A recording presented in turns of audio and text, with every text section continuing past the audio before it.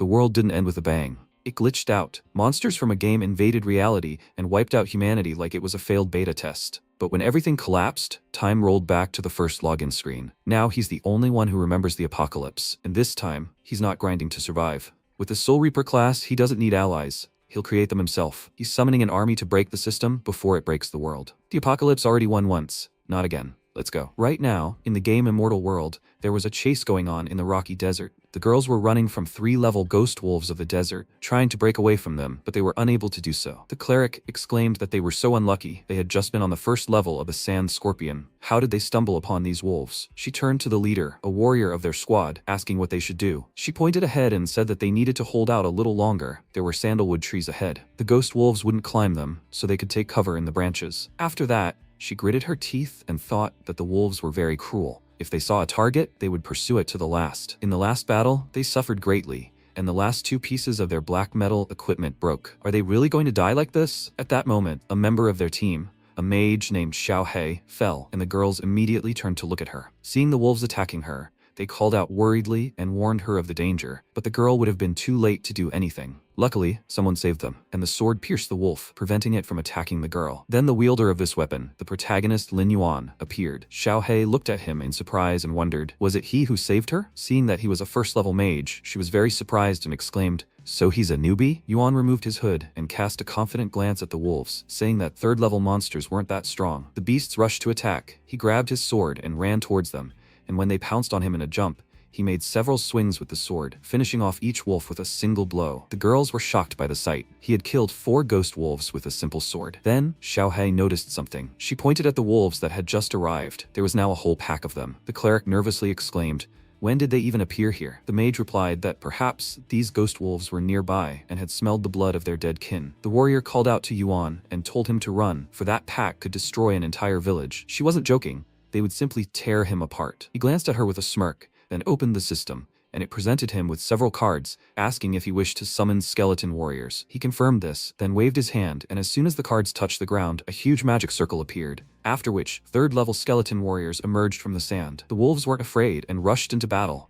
And then MC said with a grin that they'd see who could tear each other apart. The skeletons ran towards the wolf pack, and Yuan joined the fray and began fighting shoulder to shoulder with his loyal warriors. After 15 minutes, this huge pack was finished. For killing 16 wolves, he received 160 experience points and a couple of items, their teeth, skins, and claws. He quickly collected the items, and the girls, who had been watching him from behind cover the whole time, asked in surprise, "Did he kill them all alone?" Xiao He approached him and asked, "Is he a mage? Did he just use a summoning skill?" She was also a mage, but she had never seen such a skill. He told her she was mistaken, and she asked with interest, "Who is he then?" He chose not to say this and only smirked. He has a forbidden class of the SSS rank, Soul Reaper. His name is Lin Yuan. He comes from the Blue Planet, and he is a reincarnated person. 3 years ago, scientists discovered a huge mysterious magical planet that suddenly formed behind the Blue Planet. And 3 months ago, a mysterious company announced the launch of a virtual game called Immortal World, shocking the entire world. After everyone put on special virtual reality glasses and entered the game, they were divided into 4 classes. As they leveled up, they gained the ability to fight monsters in the game. At first, no one was worried, because it was just a game. But one day, some of the players gained gaming skills in the real world and were nicknamed the Chosen Ones. Since then, a bunch of cultists who called themselves followers of the evil star god came into the real world from the virtual one and began killing people. This tragedy took the lives of his parents. People united the entire planet and fought against the cultists, but in the end, they were defeated. Yuan died in the last battle, but he never expected that an hour later he would be reborn at the time when he first logged into the game. At that moment, the system gave him a forbidden class. This time, he must level up his strength and skills even faster and protect the Blue Planet and his family. Now it was time to collect souls from the wolves. As soon as he touched one, energy began to flow from the bodies of all the monsters, and the system asked if he wished to summon the ghostly wolves of the desert. He agreed, and the wolves immediately rose from the dead. His class trait gives him the strength of a warrior, while still being able to use dark summoning, turning bodies into zombies that will protect him. These monsters not only retain their previous levels and skills, but also acquire a new immortality skill, making them immune to the most harmful effects. And his talent, Poison Gate, can revive a monster using dark summoning and, along with its level, increase the capacity of its soul storage.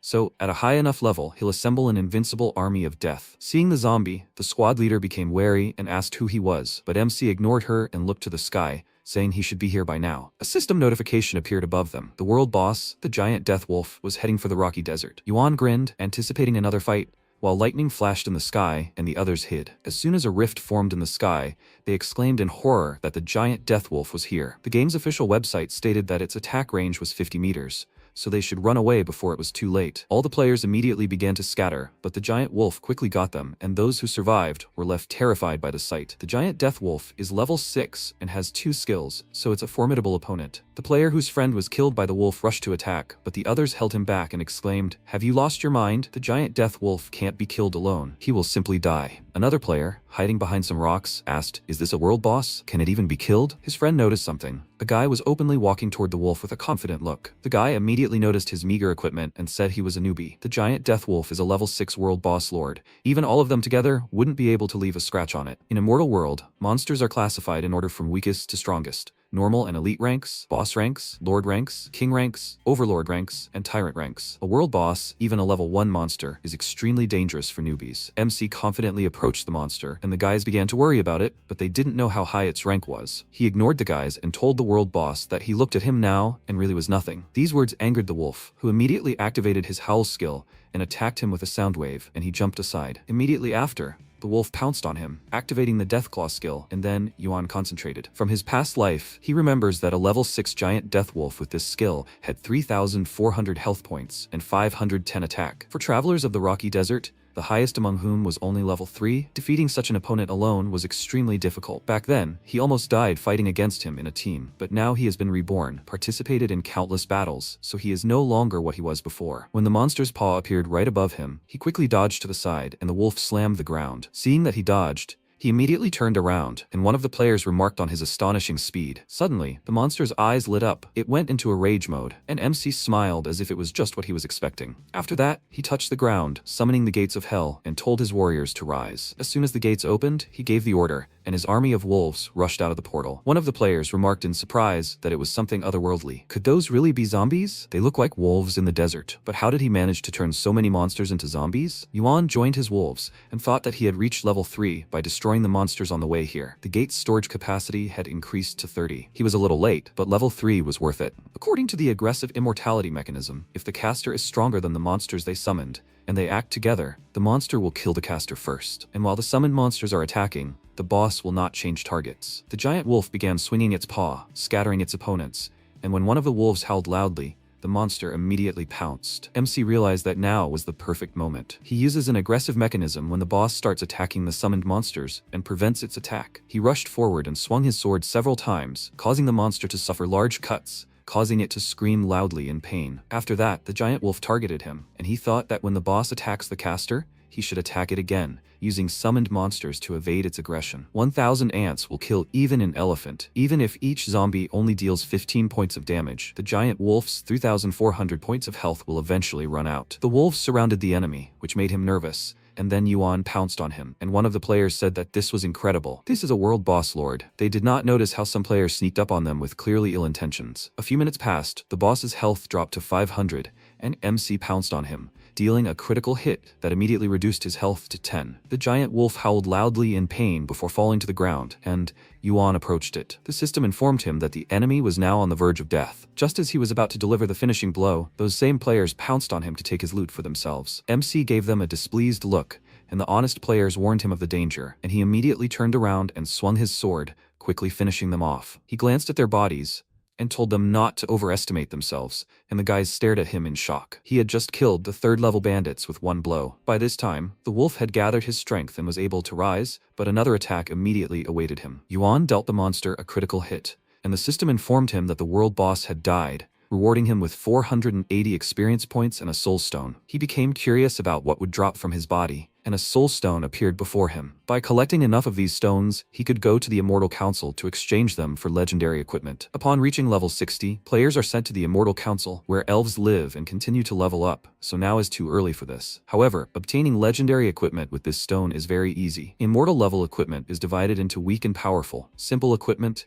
equipment made of black metal, bronze, silver, gold, and dark gold. There is epic, legendary, and fantastical equipment. Beginners have the most basic equipment, and few manage to obtain equipment made of black metal. 2 hours ago, he subjugated 2 skeletal warriors to lure an elite-level sand lizard to his side. There, he received the bronze equipment guarded by the warriors, the sand lizard mantle. The system now informed him that he was the first player to defeat the world boss, earning him the title Monster Hunter. When the title was activated, his attack power, critical strike chance, and spell damage were increased by 10%. He looked thoughtfully at the system window and thought that in the game, titles could grant players various stats or special status. The bonus effect of the Monster Hunter title was very useful. Since he was the first player to defeat the world boss, he received an additional reward, a chest containing silver armor. Upon opening it, the Silver Moon Sword appeared in his inventory, granting 100 attack power and 10 agility. Death's Eye, an accessory that grants 40 intelligence, also has an additional skill that increases the user's attack speed and deals additional damage with oxidizing rays. A recovery potion that instantly restores 20% of health and mana, a level 1 skill scroll that increases skill effectiveness by 100 points, and Monster Essence, which can only be obtained by killing strong enemies. This essence allows you to create potions and can be ingested. It also increases strength, physical ability,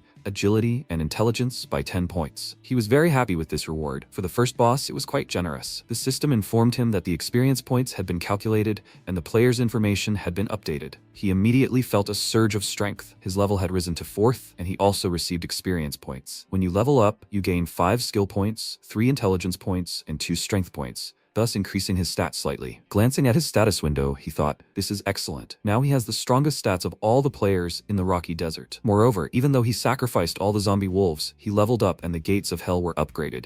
Now he could hold 40 souls there. He reached out to the giant wolf, using his power on it, and the system offered to summon it. He agreed, and the wolf's eyes immediately opened. It stood up and growled softly. Now it was one of his undead warriors. The wolf now had 4 skills. Wail of the Vicious Wolf deals 40% increased damage to enemies and stuns them for 5 seconds. Beast Heart increases health by 400%. Deathclaw increases attack power by 150, and Rage of the Risen increases allies' attack by 10% and critical strike chance by 20. Yuan thought that, as expected from a world boss, he had an amazing area damage skill and outstanding crowd control abilities. Unlike other Ryzen, after becoming a zombie, he gained the skill Rage of the Ryzen. With the help of the giant death wolf, he will be able to instantly summon zombies from hell. He drove the wolf into the gate, and the other players, watching the spectacle, said that it was so scary. Did he really turn the world boss into a zombie? And what is this strange portal? Those zombie wolves definitely came out of there. Hearing their whispers, MC turned around, and the players immediately hid behind the rocks, afraid to catch his eye. He thought they had long since scattered, but all this time, they were watching his fight. Also, after killing 3 bandits, he received a sword of black metal, a good weapon for low-level players, but he already had the Silver Moon Sword. Taking the sword, he headed to their hiding place, and the players became nervous. They were already thinking of running away, but MC approached them and asked, were they screaming? The guy he addressed was too scared to speak, so he simply thrust the sword into his hands, surprising him. Afterwards, he left, saying that it might be useful, and the other players crowded around the guy, asking in surprise, did he come to give him the sword? It was a black metal sword, worth a fortune. 10 minutes passed, and Yuan felt a strange sensation, and then everything went dark before his eyes. It turned out he had been transported back to reality. Taking off his VR glasses, he sighed. It turned out the battery had died, and he returned. He thought that now he needed to quickly earn money and buy a console. Immortal World is a hyper-realistic holographic game with different zones depending on the player's country. Moreover, each zone has different worlds available to choose from. For example, Elpad has 4 countries: the Western Empire of the Ancient Desert, the Southern and Northern Empires, and a tidal island. In this life, he didn't change his choice when he first logged into the game. He chose the Western Empire of the Ancient Desert because before his death, he learned a secret. On the day when monsters poured into the city from the portal and he lay crippled under the rubble,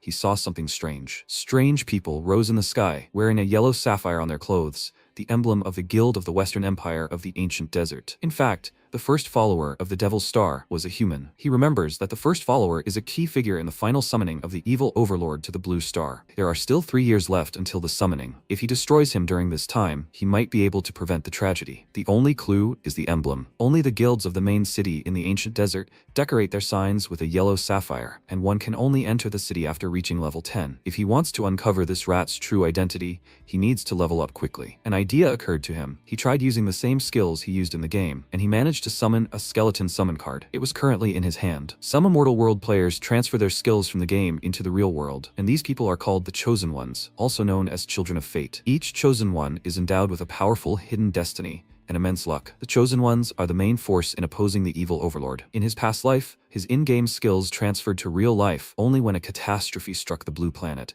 But this time, it happened much earlier. It seems the Forbidden Class Soul Reaper is truly unique. But he doesn't know the difference between his class and the Chosen Ones, endowed with a hidden purpose. He glanced at the door and left the room. When his parents arrived home, they were surprised to find the table set with various dishes prepared by their son. His father was perplexed, and his mother immediately began eating and patted her husband on the shoulder, asking, "Can't he see? Yuan doesn't often do this. He should eat quickly." Looking at them, MC thought that all people have one thing in common. Only after losing something very important do they begin to value it and look for ways to compensate for this deficiency. In his past life, he lived in ignorance, despising ordinary days. He constantly sat in his room and played a game. He didn't even go out to eat, and when his parents tried to do something about it, he furiously yelled at them. And when misfortune destroyed absolutely everything, he realized how stupid he had been. He joined them and said that today was Sunday. Tan won't come home for a snack? His mother told him that she said she was currently studying for a real exam, so she took the food with her to school. Maybe when he has time, he can take some food to his sister? That food is probably completely stale by now. She put a piece of food in her mouth and said with delight that she didn't know their son actually learned to cook. The chicken wings are amazing. She told her husband not to even think about fighting over them,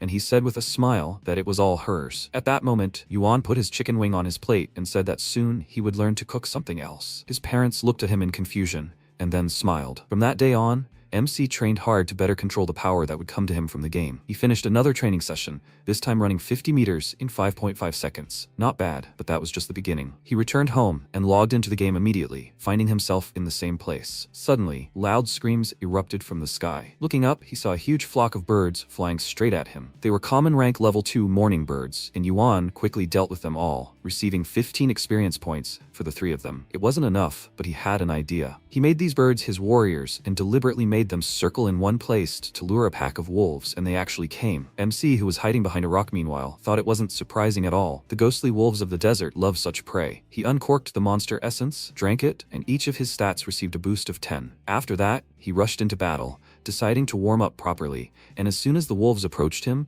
he swung his sword several times, quickly dealing with 4 of them. 2 wolves jumped at him, and upon noticing them, he immediately made a few deft moves and finished them off. But the wolves still weren't gone. They surrounded him from all sides, and he, clutching his sword tighter, thought they had arrived just in time. After that, he began to quickly move around the area, slashing at everyone in his path, killing 40 wolves and raising his level to 5th. After that, he sent them all into the gates of hell, filling them to the limit. Now his strength and physical abilities are within 20, and his agility and intelligence are almost 50. He drank the essence of the monster and his stats increased, so now his strength should be enough to fight elite monsters of the 5th level. After that, he headed into the city, as it was time to look for that very person. Soon he entered Black Sand and immediately headed down the street. Entering the dilapidated building, he saw Quincy, the local mage instructor, inside. Judging by his appearance, he liked to drink. He told him from the doorway that he wanted to learn something new and thought that in a mortal world, skills are usually obtained from books dropped by monsters and treasuries. Also, each class has its own instructor who teaches players skills. When he was a novice mage in his past life, this instructor, Quincy, helped him. The man said that he would teach him and receive enough money to buy drinks for half a month, and he thought that since he was a mage in his past life, he knew very little about the Soul Reaper class. However, this class can also use magic for infection. But he needed to learn the basic skills that Soul Reapers often use, and only then learn special skills. He told the man he wanted to learn Spiritual Flame, Healing Arts, and Stealth. He then tossed a bag of coins into his hands, and he replied that as long as he had money, everything would come true. He checked the coins, then extended a side of his hand and cast magic, telling him to try hard and let the glory of the mages shine upon him with its splendor. The system informed him that he had gained 3 mage class skills. Spiritual Flame, of the black metal rank, deals up to 100% damage to an enemy, requires 10 mana, and has a 10-second cooldown. Healing Arts heals the selected target, restoring 10% health, requires 10 mana, and has a 3-minute cooldown. The Stealth skill makes the user invisible for 5 seconds, requires 10 mana, and has a 3-minute cooldown. He carefully read the skill descriptions and thought that Spiritual Flame allowed him to use ranged attacks, and Healing Arts could heal him and his allies. Stealth could save his life in critical moments. But these were 2 simple skills. If he wanted to learn higher level skills, he needed more resources, so he decided to move on and level up. Very soon he was already to the east of the city of Black Sand, on the mountain. As soon as he climbed the mountain, the system congratulated him on the discovery of a kobold mine. Kobolds are level 5 monsters that live in burrows and caves. They can also search for prey in the dark thanks to their heightened sense of smell. They attack from ambush because they are very cunning. As a rule, there are about 100 of them in one group, so due to his level, kobolds are the most suitable monsters. This way, he can level up by summoning his zombies. He drank a potion of night vision and having summoned wolves, entered the mine. He'll use these kobolds to improve his stealth and spiritual flame as much as possible, and then he'll find a couple of treasures. He took out a torch to improve his visibility and ordered the wolves to go ahead and clear the way. And after 15 minutes of wandering through the mine, they still hadn't found anyone. Suddenly, the torch's flame flickered, and MC noticed someone moving ahead, then immediately threw the torch in that direction, and the fire illuminated the monsters lurking in the darkness. They were already actively gnawing at the wolves that had gone ahead to scout. These monsters are level 5, and they have 2 skills, dig and strike. Immediately after that, he and his wolves rushed to attack, and the kobolds did the same in response. He and his wolves successfully killed 2 monsters, but they weren't fooled either. The wolves fell immediately under their blows. Yuan rushed forward, killing 8 more monsters, and thought that these kobolds themselves weren't that strong. The main thing was to repel their attacks. Suddenly, 4 of them pounced on him. He used the stealth skill, and the monster missed. While they were looking for him, he had already managed to move behind one of them and called him an idiot, saying that he was here. Immediately after that, he struck and, taking advantage of their confusion, quickly finished off the rest, killing 20 monsters. After that, he climbed higher and, looking over the pile of bodies, thought with a smile that he now had 5 out of 100 experience points for leveling up his stealth skill. But the stats of ordinary kobolds are still too pitiful, so leveling them up with their help will take a long time. He made them his warriors. They rose to their feet, and he saw all their stats. With the crush skill, they deal damage up to 5% of an enemy's health when they hit a target. He waved his hand, saying that from now on they would be working in place of the wolves, and ordered them to move forward to find him the local leader. Accompanied by 3 kobolds, he entered a large cave with many passages. He noticed something strange on the wall, some kind of slime cluster, and grinned because it was exactly what he was looking for. He immediately used magic, cast a fireball at the slime, and the system told him that he had killed 2 swamp liquids, for which he received 4 experience points. But it turned out that someone had been watching him from the darkness of the cave all this time. A huge kobold overseer jumped out of his hiding place and pounced on Yuan. This is a level 6 elite monster with the skills Dig and Whip. MC thought that since ancient times, the strong have preyed on the weak, such as the unshakable law of survival in nature. Ultimately, the predator is destined to become the prey, for mortal danger lurks at every turn. The kobold slashed its whip at the ground with a furious cry, raising dust, and Yuan thought that sometimes hunters could disguise themselves as prey and attack unexpectedly, just like he was doing now. The whip strike didn't hurt him at all. He simply stopped it with his bare hand. After that, he gripped the whip tighter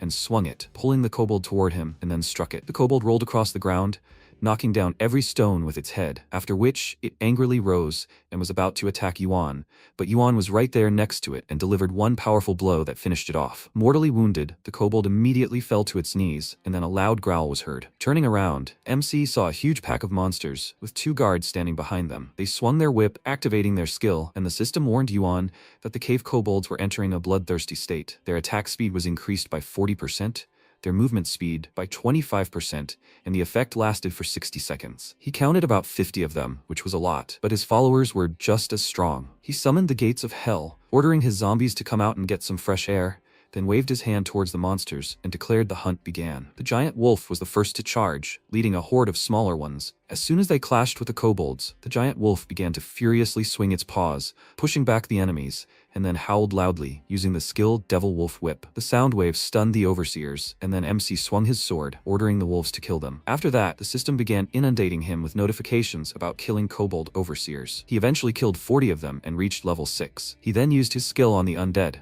making them his subordinates. Their living brethren, frightened by such a sight, decided to flee. Noticing this, Yuan immediately rushed after them and punished them for this decision, but suddenly something flashed over his head. Luckily, he noticed it in time and jumped aside, dodging a powerful hammer blow. The system informed him that the enemy had activated the decisive strike skill. Finally, the kobold boss appeared, a level 7 monster with increased stats. He rushed at MC from the darkness with a loud roar, and he said that he had been waiting for him for a long time. The kobold swung his hammer, but the protagonist dodged its attack, and the hammer sank into the cave wall. Then the protagonist swung his weapon and said, "Now." He struck, hitting the monster's chest guard, then jumped back and said, as expected of a boss, "It has such defense that it can barely scratch it." The boss then swung his hammer, scattering rocks around. Then he slashed forward, but the protagonist jumped back again, dodging its attack. He skidded to a stop on the ground and thought, these attacks are anything but simple. Even for elite monsters, this is too much. Judging by his blows, his strength exceeds that of elite monsters by at least 3 times. Then he concentrated energy at his fingertips and said that he would create sufficient distance between them while continuing to deal damage. Then he summoned the undead. They must rise. The next second, the creatures he summoned charged at the monster,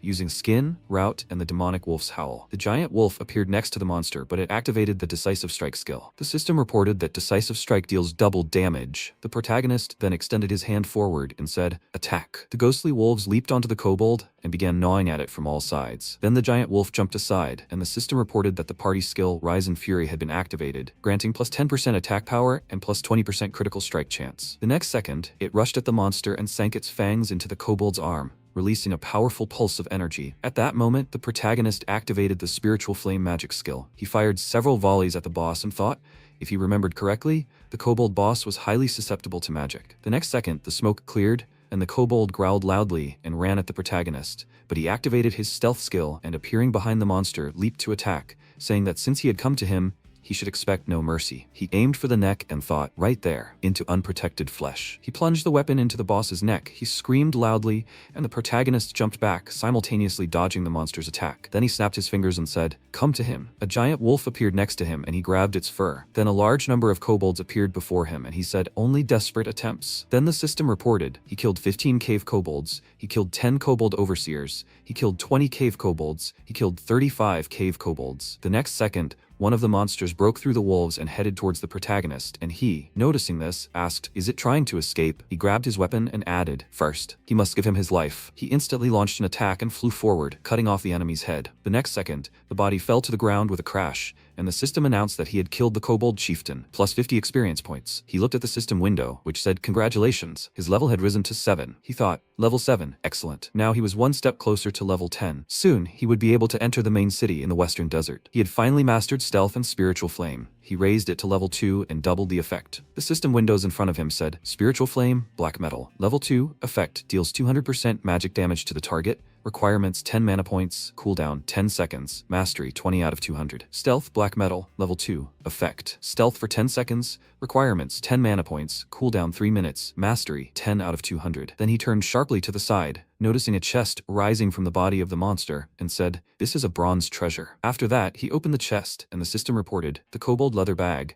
the ever-burning torch, the skull mask, the shadow gloves were received. The item opened as a kobold leather bag. 20 gold coins were received. He looked at the bag of gold in his hand and said, as far as he remembered, major banks around the world will soon open channels for exchanging currency between the real and virtual worlds. 20 gold coins can be exchanged for 200,000 yuan in the real world. Not bad. Then a system window appeared in front of him, saying, Everlasting Torch. Effect. The player gains night vision within a 3-meter radius in dark places with no time limit. Black Mask. Bronze. Type Weapon. Effect. Reduces physical damage by 5%, HP plus 10, Strength plus 10. After that, he looked at the glove in his hand and asked in surprise, "What?" The system window said, Shadow Gloves. Silver. Type Weapon. Effect. The glove's power is equal to the kobold chieftain's. Defense plus 30, attack plus 30. Then he waved his hand and said, he's lucky. He got a silver weapon from the bronze treasury, and gloves equal in power to the kobold chieftain. He can't wait to try them. Meanwhile, not far from the kobold cave, Blood Guild leader Huang Feilong, a yellow flying dragon, class warrior, level 8. He placed his foot on the defeated monster, then walked to the edge of a small cliff and, swinging his weapon, said,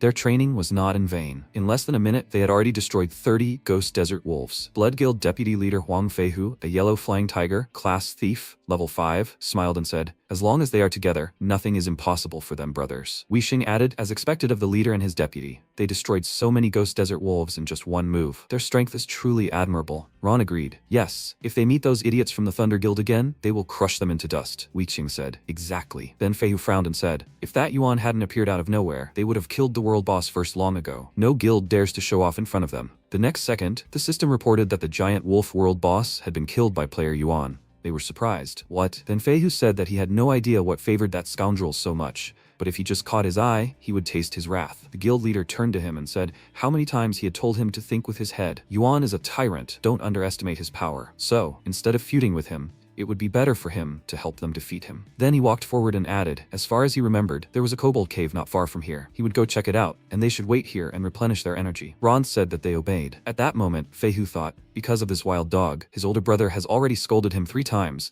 It's unfair. He then pointed his finger forward and shouted, Yuan, he must wait for him. Idiot. One day, he will tear out all his nails right in front of his older brother and chop off his head so that his older brother will see who is truly stronger. Then Ron said, Deputy Leader, he shouldn't be angry because of this worthless idiot. He pointed his finger forward and said, They must see. What's there? Feihu looked forward and asked, What? He looked at the girl and smiled maliciously. Meanwhile, MC walked forward and a system window appeared next to him, which said, Zombie Kobold Chieftain, Level 7, HP 1000, Attack 150. Defense 80. Skills: Dig, Immortality, Crushing Blow. Crushing Blow deals 200% damage to the target with a 10% critical strike chance. He thought that he had added a zombie chieftain with impressive combat power to his collection. Besides, there were now 70 zombie monsters at the gates of hell. He would continue in the same spirit. At that moment, he heard Sabrina shout, All of them, they must not come any closer. They must not move. If they take a single step, they must not expect mercy. At that moment, Ron approached her and said, What luck. He never thought that he would meet such a beauty today. Feihu smiled and told her not to worry. They would just play with her a little. She should not resist. She should enjoy herself. Ron agreed. Yes, all she had to do was satisfy their deputy leader until he stopped her, and in return, she would get something worthy. Sabrina swung her staff and shouted. If they come any closer, she would attack. The next second, Feihu kicked the staff out of her hand and asked, How on earth did she intend to do that? She flew back from his blow, and then he grabbed her by the hair and said, Yes, she is just an ordinary mage. She thinks she can hurt them? She needs to stop playing dumb. If she hasn't given up yet, now is the time. He approached her face and shouted, Come on, come on! The more she resists, the more pleasant it is for him. She screamed loudly when he began to tug at her clothes. The next second, a fist flew into his face with such force that he was sent flying far back. The rest of the Blood Guild shouted in alarm, Deputy Leader. He crashed into a rock, and the protagonist said, While the effect was not bad, he expected the worst. At that moment, one of the guild members ran in the opposite direction and thought, Oh my god, I need to tell the leader right now. At that moment, Wei Qing looked at the protagonist and asked, Who is he? Ron pointed his finger at him and said, He's infuriating the Bloody Guild. He's facing imminent death. The protagonist looked at them and thought, Bloody Guild. In the initial phase of Immortal World, this guild was the first in Black Sand. Most of this guild's members are sinister players, whose names are colored scarlet. If the number of sins for these players exceeds 10, the system marks their names in red, as they are extremely dangerous, and all because of their crimes, attacking other players, stealing, looting. Although the Sinister Overlord hasn't yet invaded this world, and player deaths don't lead to death in the real world, equipment loss and level drops cause serious damage to players. Then the protagonist asked, Hey, are they from the Bloody Guild? He thought that in his past life, these rats had gotten him into serious trouble. Wei Qing and Ron exchanged glances, and then Ron pointed at himself and said, Yes, they were the #1 guild with the most incredible reputation in Black Sand. He had angered their deputy leader. He had to admit, fear gripped his heart. He adjusted the bandages on his hand and added, Too late, but if he didn't want to die like a pathetic rat, he should cut off his own hands. Then get on all fours like a dog and call him Grandpa. The next second, MC flew forward, attacking 2 opponents at once, severing their limbs. They fell to the ground, screaming in pain. The protagonist stopped and said, He's grateful, of course, but he wouldn't mind cutting off the other guy's hands too. As for the dog, he'll bark all the way to hell. At that moment, Sabrina, watching what was happening, was surprised by how strong he was. Meanwhile, Feihu jerked his hand. An empty vial lay next to him, and the system reported that he had used a health elixir and restored 20% of his HP and mana. He extended his hand forward and said, Damn idiot. He rose to his feet and angrily declared that he would definitely die now. At that moment, the guild leader approached the battlefield and said, Come on, let's see who dared to do this. Who doesn't value their life at all? His subordinate stepped forward and shouted, Leader, he's there! The protagonist turned around, and a member of the Bloody Guild, pointing a finger at him, shouted, It's him! He almost killed the deputy leader. Fei Long reached for the weapon behind his back and shouted, Who? Then he thought, Wait! His gaze was cold and indifferent, but at the same time he felt its unprecedented power. It was as if his eyes were bathed in moonlight itself, glittering like the sharpest sword, capable of cutting through anything. His aura alone made one cower in a corner in fear. Then the boy shouted, Leader, he must show this brat what they're capable of. Damn it, what kind of blind dog is he challenging them? Is he tired of living, you idiot? No matter, they'll help him now. And at that moment, Fei Long thought, damn, he's so strong, especially since he's holding a sword that he clearly obtained after killing a powerful monster. He's sure it's Yuan. Of all the people on Earth, these idiots decided to pick on him. Worthless. They just make things worse. Then the protagonist looked at him and asked, Is he the leader of the Bloody Guild? He thought he had to maintain his dignity. Looks like a fight is inevitable. At that moment, Feihu flashed across the sky and Sabrina cried out in alarm. Watch out, he's behind you. A member of the Blood Guild rushed at the protagonist and shouted, He must die, idiot. The leader also swung his weapon and shouted, You brat, you decided to make enemies in the Blood Guild? The worst decision of his life. He thought this was his chance. Then he shouted in surprise, What? He noticed a kobold appear next to the protagonist, who swung his weapon, attacking his little brother. Then he looked in surprise at the protagonist heading towards him. Before he could shout, the protagonist launched an attack, leaving him lying on the ground. After that, The MC walked forward and said, "Yes, this guild is not to be taken seriously." Then a system window appeared in front of him saying, "Attention. They have detected that he killed a real player. He will receive +2 sin points." He thought, 2 points. If he doesn't receive any more sin points in a week, the counter will automatically reset. At that moment, Sabrina looked ahead and shouted in alarm, "Oh my god, they ran away? After them?" The protagonist replied, "But they're just small insects. Why bother?" Then a series of system windows appeared in front of him stating, "Explosive battle axe, silver, weapon type, effect. Upon hitting the target, the axe causes a powerful explosion, dealing damage to the target and surrounding enemies. Attack +40, strength +30. Dragonfang crossblade, silver weapon type. Effect: upon hitting the target, the blade spews flames, dealing continuous fire damage. Dexterity +30, attack +40. Spiked dagger, bronze, weapon type. Effect: attack +15, dexterity +20. Then he said thoughtfully, "Not bad. Even if he doesn't use this weapon, it can be sold profitably." At that moment, Sabrina approached him and, blushing with embarrassment, thanked him for saving her. She came closer and shouted that she didn't know his name yet. He looked at her, then walked further and said, "His name is..." One day will come when she will see his name in the top 10 players in the world. She looked at him in surprise and said, "In the top 10. Then she waved her hands and shouted, "Who cares about this list? Master, she's asking him to take her with him." After some time, a weeping desert. The protagonist walked forward and then noticed movement behind him. Several scorpions burst out of the ground, and a system window appeared which said, "Weeping Desert Scorpion. Normal, level 6, HP 400, attack 110, defense 20, skill Paralyzing Lightning Strike." Then MC got into a stance. He delivered several spinning strikes at once, attacking the monsters in front of him. A vortex of dark energy spread around and the system reported, all 60 Weeping Desert Scorpions were destroyed in this zone.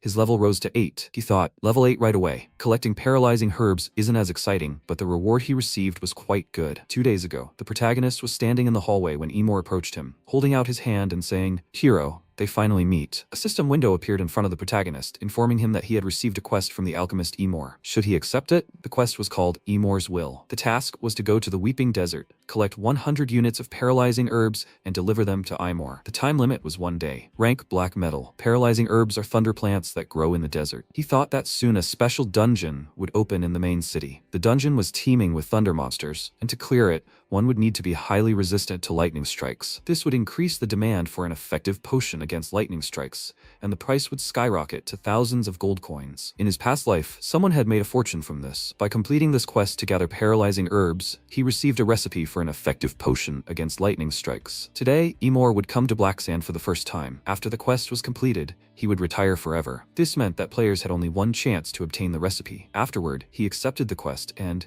looking at the monsters in the present, thought, the Crying Desert Scorpion is a level 6 monster guarding the paralyzing herb, but now it posed no threat to him. He had completed the quest successfully, so he would take this opportunity to maximize his herbalism skill. Then he reached out to the plant and a system window appeared, stating, Herbalism skill Black Metal, level 2, effect, increases gathering speed, adds a 5% chance to find rare herbs. Requirement, 1 intelligence point, cooldown, 3 seconds, mastery, 120 out of 200. He collected the plant, then rose to his feet, thinking he'd move on. Then he took a step, and taking another step, he thought in surprise, this. The next second, a huge scorpion stinger erupted from the ground, and he jumped to the side. Then it skidded to a stop on the ground, and he shouted, lightning destroying silver. He looked in surprise at the enormous monster that had appeared, and a system window appeared in front of him, saying, a mutated monster, a crystal demon scorpion of the Weeping Desert. The system kept reporting danger, and MC approached and wondered, where did the mutated monster come from? The system window said, Crystal Demon Scorpion of the Weeping Desert, level 10, HP 2800, attack 400, defense 400, skills, Paralyzing Lightning Strike, Poison Needle, Earth-Rending Claw, Crystal Lightning. He smiled and said, even though things were getting more complicated now, today, he would sharpen the edge of his silver-destroying blade for the first time. He charged, swung his weapon, and then struck, after which he leaped onto the monster's body, thinking that its armor left no room for a blow. The next second, the system reported that the boss was activating the Paralyzing Lightning Strike skill. The entire area sparkled with lightning strikes, and the protagonist thought, that's it. He continued trying to plunge his weapon into the monster's body, and then the system reported that the boss was activating the Poison Needle skill. A huge stinger was aimed straight at him, but he managed to jump to the side in time and stopped in front of the monster. He frowned and said that he was much stronger than he expected. First, he needed to weaken his combat power. They looked at each other, and then he said, come on, kobold, he must rise. The next second, zombie monsters under their command appeared from the portal that had formed. They began to fight the scorpion, and MC, watching what was happening, wondered if the double damage effect hadn't worked. Then the system reported that the boss was using the Crushing Claws skill. He slammed his massive claw forward, knocking several zombies back, but several bursts of magical energy flew at him in response, and the protagonist shouted he must feel the power of his improved flame. The monster's HP continued to drop, and the protagonist thrust his hand forward and shouted, "Attack!" At that moment, the kobolds grabbed the monster's claws with ropes, tightening them. After this, the leader pushed off the ground and jumped up, after which he delivered a powerful blow with his hammer to the monster's head. MC shouted, "Double damage effect activated." The system reported, "Critical hit. Double damage effect successfully activated." Then the monster opened its mouth wide, screaming loudly. The protagonist jumped up sharply, and concentrating energy in his hands said, "Since its armor cannot be penetrated directly, let's go." The system reported, "It has been detected that the player has the Hunter-Killer title, attack increased by 10%, the chance of activating double damage by 10%, and magic damage by 10%. He swung his fist and shouted that he would shatter it into pieces, turn it into a pile of fragile remains. He must prepare to meet his inevitable doom. With these words, he delivered a powerful blow, releasing a powerful stream of energy throughout the monster's body. The next second, the scorpion fell to the ground, and the protagonist jumped to the side and landed on one knee. The system reported that he had successfully killed the transformed demonic beast, the Crystal Thunder Scorpion Asin, and he had received 560 experience points. Then the scorpion rose to its feet again, but its body had changed, and the system reported, Crystal Thunder Scorpion Assassin, level 10, HP 2800, attack 400, defense 55. Skills: Paralyzing Lightning Strike, Penetrating Poison Needle, Crushing Claws, Crystal Thunderstorm, Undead Body. Paralyzing Lightning Strike, lightning attack inflicts paralysis for 1 second. Penetrating Poison Needle, a tail needle strike that deals 10 poison damage. Crushing Claws deals 250% of attack damage on impact. Crystal Lightning Storm launches crystals in a 360-degree radius, dealing 100% attack damage. Undead Body, passive effect. Description not provided. Then MC looked to the side and noticed scorpions approaching them. He frowned and said how lucky they were. He shouted that they would now meet his new tamed pet. Then the system announced the Crystal Lightning Storm skill was being used.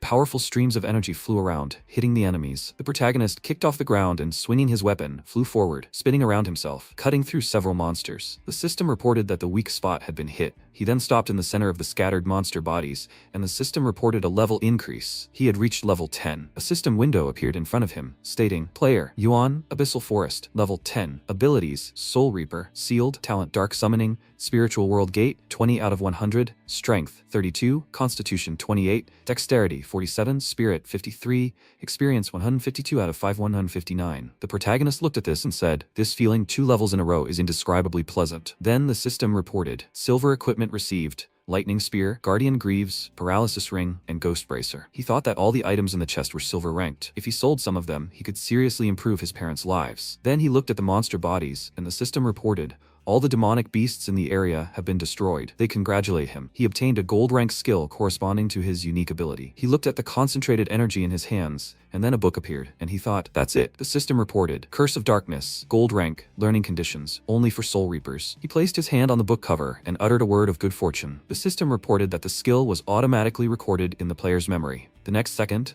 a powerful energy pierced his body, and a beam of this energy shot into the sky. The system congratulated him on obtaining the Soul Reaper's exclusive skill, Curse of Darkness. A huge number of skulls flew around, and a system window appeared, saying, Curse of Darkness, gold rank, level 1, effect, deals damage equal to 20% of current HP, or restores 20% of the HP of allied undead. Mana, 100, cooldown 10 seconds. Mastery, 0 out of 100. Then he looked at the flame that had formed on his hand and said, that means he can restore 20% of the undead's health. He then turned around, looked at the scorpion's health, and then directed a stream of energy forward, saying he'd try. The next second, the system reported that the health points had been restored to 80%. After that, MC clenched his fist and said, the warm-up is over. It's time to go to the main city to look for the first subordinate. Then he turned around and said, wait, really? In the present? He felt his mother put her hand on his shoulder and, calling him, said, Dad's back is hurting. He should go and help him. The protagonist took off his helmet and looked at her. After a while, he helped his father sit down on the sofa and said, Dad, be careful. His father lay down on his stomach, and the mother of the family, reaching out to him, asked why he, at his age, was still acting so recklessly. He started fixing the air conditioner, not knowing what to do with himself. Couldn't he have just called a repairman? And now his back was sore. He lay on his hands and said, you need to save money where you can. Just look at last week when the washing machine broke. He fixed it himself in a couple of minutes. It was nothing. He just dragged it out a bit. He'll sleep on it and it'll pass. He still has to go to school tomorrow to pick up Tan. The protagonist looked at him and closed the door behind him. The next day, the protagonist's parents were lying in bed, and then they walked into the hallway, and the mother, holding her husband, asked, Yuan, is that him? Why is he making so much noise so early? Then they looked in surprise as several workers installed a new television. Then one of them approached the father of the family and asked, apologies, are they Mr. Lin? These are the new items Mr. Yuan ordered. They delivered everything and installed it as quickly as possible. Please, they should check the delivery. They looked at them in fear, and then the mother of the family asked, wait, is she awake right now? What's going on? Meanwhile, MC was working out in the gym. At that moment, Jian approached him and apologized for disturbing him. He said, does he want to sign up for the VIP package? Pay for the whole year at once. After that, he handed her his card and said, okay, here's his card. He thought that he had sold the equipment he no longer needed, renovated the house, and signed up for a family gym membership. After all, his parents and Tan should start training early so they could adapt more easily when they entered the immortal world stage. At that moment, Jian glanced at the card and, blushing with embarrassment, thought, my god, this client has been training for a long time, but his face is not at all red, he's not even out of breath, and what a figure he has, a real athlete. Then her eyes widened in surprise, and she said, isn't this a premium VIP card that's only given to those with over 5 million in their account? At that moment, the protagonist answered the phone and said, yes, that's right. This is the prize money from a gaming tournament. Okay, they should rest at home today and he'll go get Tan himself. John looked at the card again and thought, he really is an incredible person, so young, and has already achieved so much. After some time, Shushui No. 1 High School. The students dispersed in different directions and said, class is over. They should hurry to the internet cafe nearby. They'll gather a team. At that moment, Tan walked forward and her classmates who were following her started chatting. Hey, it's her birthday today, so she should come to her house. Her brother bought her favorite strawberry cake. The girl smiled and said, wow, she's lucky. Having an older brother is so great. She's jealous. If only she had a brother too. At that moment, Tan looked down and thought, brother? Yeah.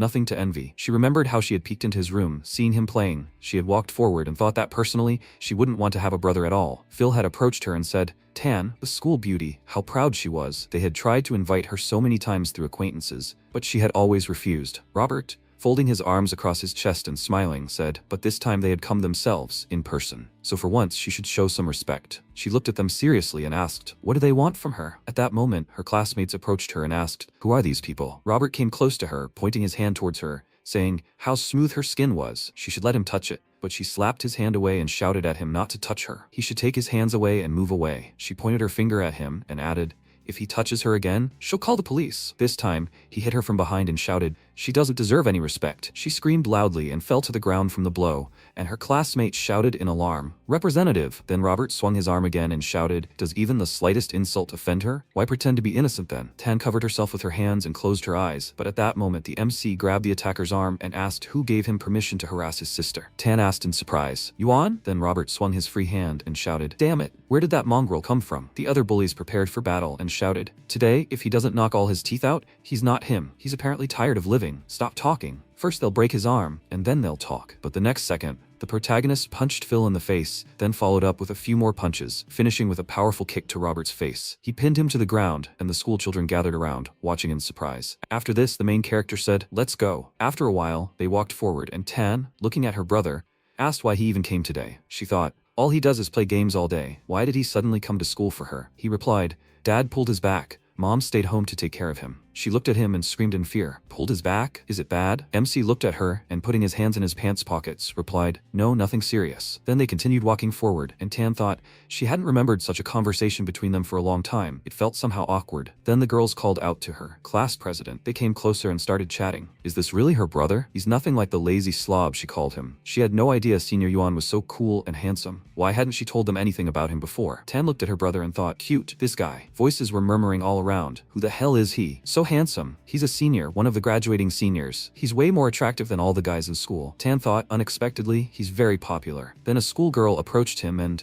smiling, said hello. The protagonist returned her greeting, and Tan thought, what, was he always this tall? Why hadn't she noticed before? Did he even have muscles? No wonder he dealt with those jerks so easily. Then the classmate said goodbye, and Tan, waving her hand, said that they would see each other tomorrow. Then she looked at the protagonist, who sat down and told her to sit too. She blushed with embarrassment and, waving her hand, said no need, she could walk on her own. She wondered what he was doing. She really didn't want to be carried on someone's back in front of all these people. Then he pulled her toward him, and she looked ahead in fear. He sat her on his back, and she screamed, stop. He said that all her classmates had already left, and if she couldn't walk, she shouldn't overexert herself. She'd been pushed, and she'd hurt her ankle, right? She frowned and wondered when he'd noticed. After a while, they entered the apartment, and MC said they were back. Tan called her parents, and they were talking about something. After that, her father looked at them and said, the main thing is that they were both home. After that, the main character started washing the dishes, and the mother of the family, calling her daughter, told her to look at her brother. He's a completely different person, right? Her husband agreed with her. Yeah, he cooks sometimes and sometimes buys home appliances. The mother added, yes, the relationship between them had become like in childhood, warm again. Everything had changed a lot. At that moment, Tan, sitting next to her, asked, really? She thought, what a strange man. Maybe he really had changed.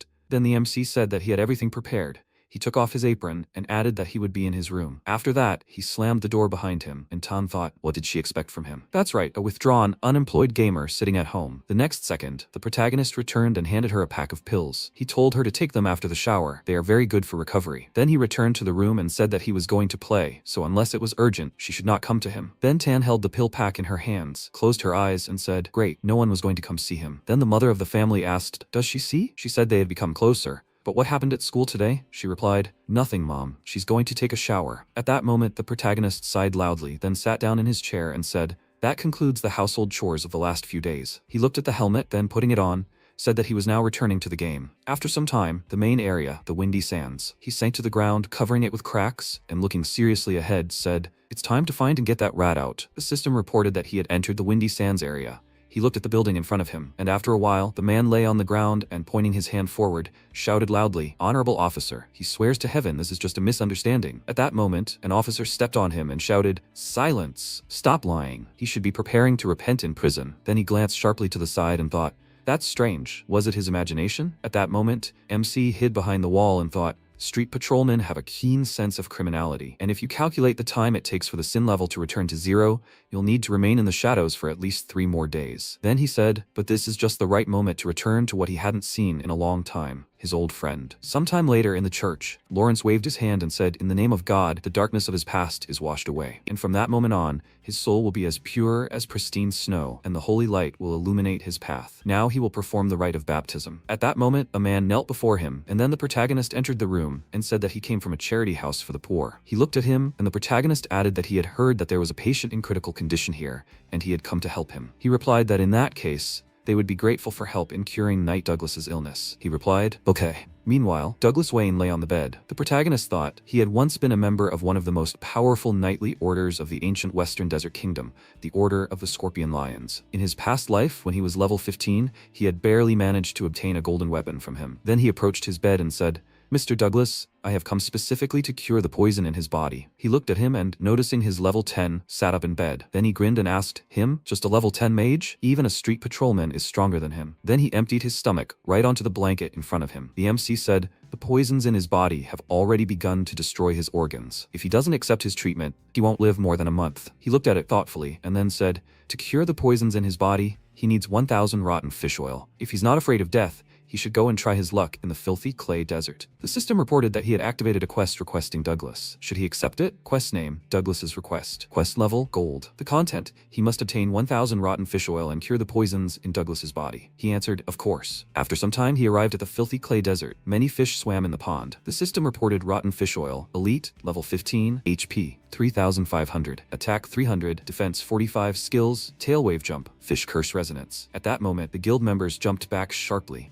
screaming loudly. Han Qing flew forward, shouting, they must wait. These fish have very sharp teeth. They must let him bite. Attack. At that moment, the archer fell to the ground and screamed, his back falling, and the fish released a powerful pulse of energy. Qing flew to the side, dodging it, while several more men dived into the pool and shouted for help. The system reported that the tailwave jump skill had been activated. The fish flicked its tail and then opened its mouth. Qing rose high and, gritting his teeth, looked into the monster's mouth and thought, this time his death is certain. But at that moment, the protagonist flew next to him and, throwing him back, grabbed him by the collar, tossed him aside, and told them to stay out of its way. He concentrated energy in his hand and then directed a stream of magical energy at the monster, causing an explosion, and then the protagonist pressed his hand to the ground. The next second, Qing skidded to a stop and, placing his hand on his neck, asked, did he survive? Then he turned to the side and shouted for him to wait. He looked at the protagonist, who had flown forward, and asked, where did that great hero from just a moment ago go? At that moment, MC concentrated energy in his hand and, flying forward, unleashed several attacks at once, hitting every monster in his path. Several angry monsters then leaped toward him, and Qing cried out in alarm, great hero, he must be careful. The monsters began to approach the protagonist, but he jumped aside and cried out, is this all they can't do? He landed, then drew his weapon and said, trash, even if they gather in a flock, is still trash. He held his sword in front of him and then delivered several slashing attacks to the monsters in front of him. At that moment, his guild member Qing exclaimed, damn it, what kind of hero is this? There were 8 of them, they were almost crushed, and he's cutting down 5 of them by himself. He's incredibly strong, but even he can't handle these fish alone. After all,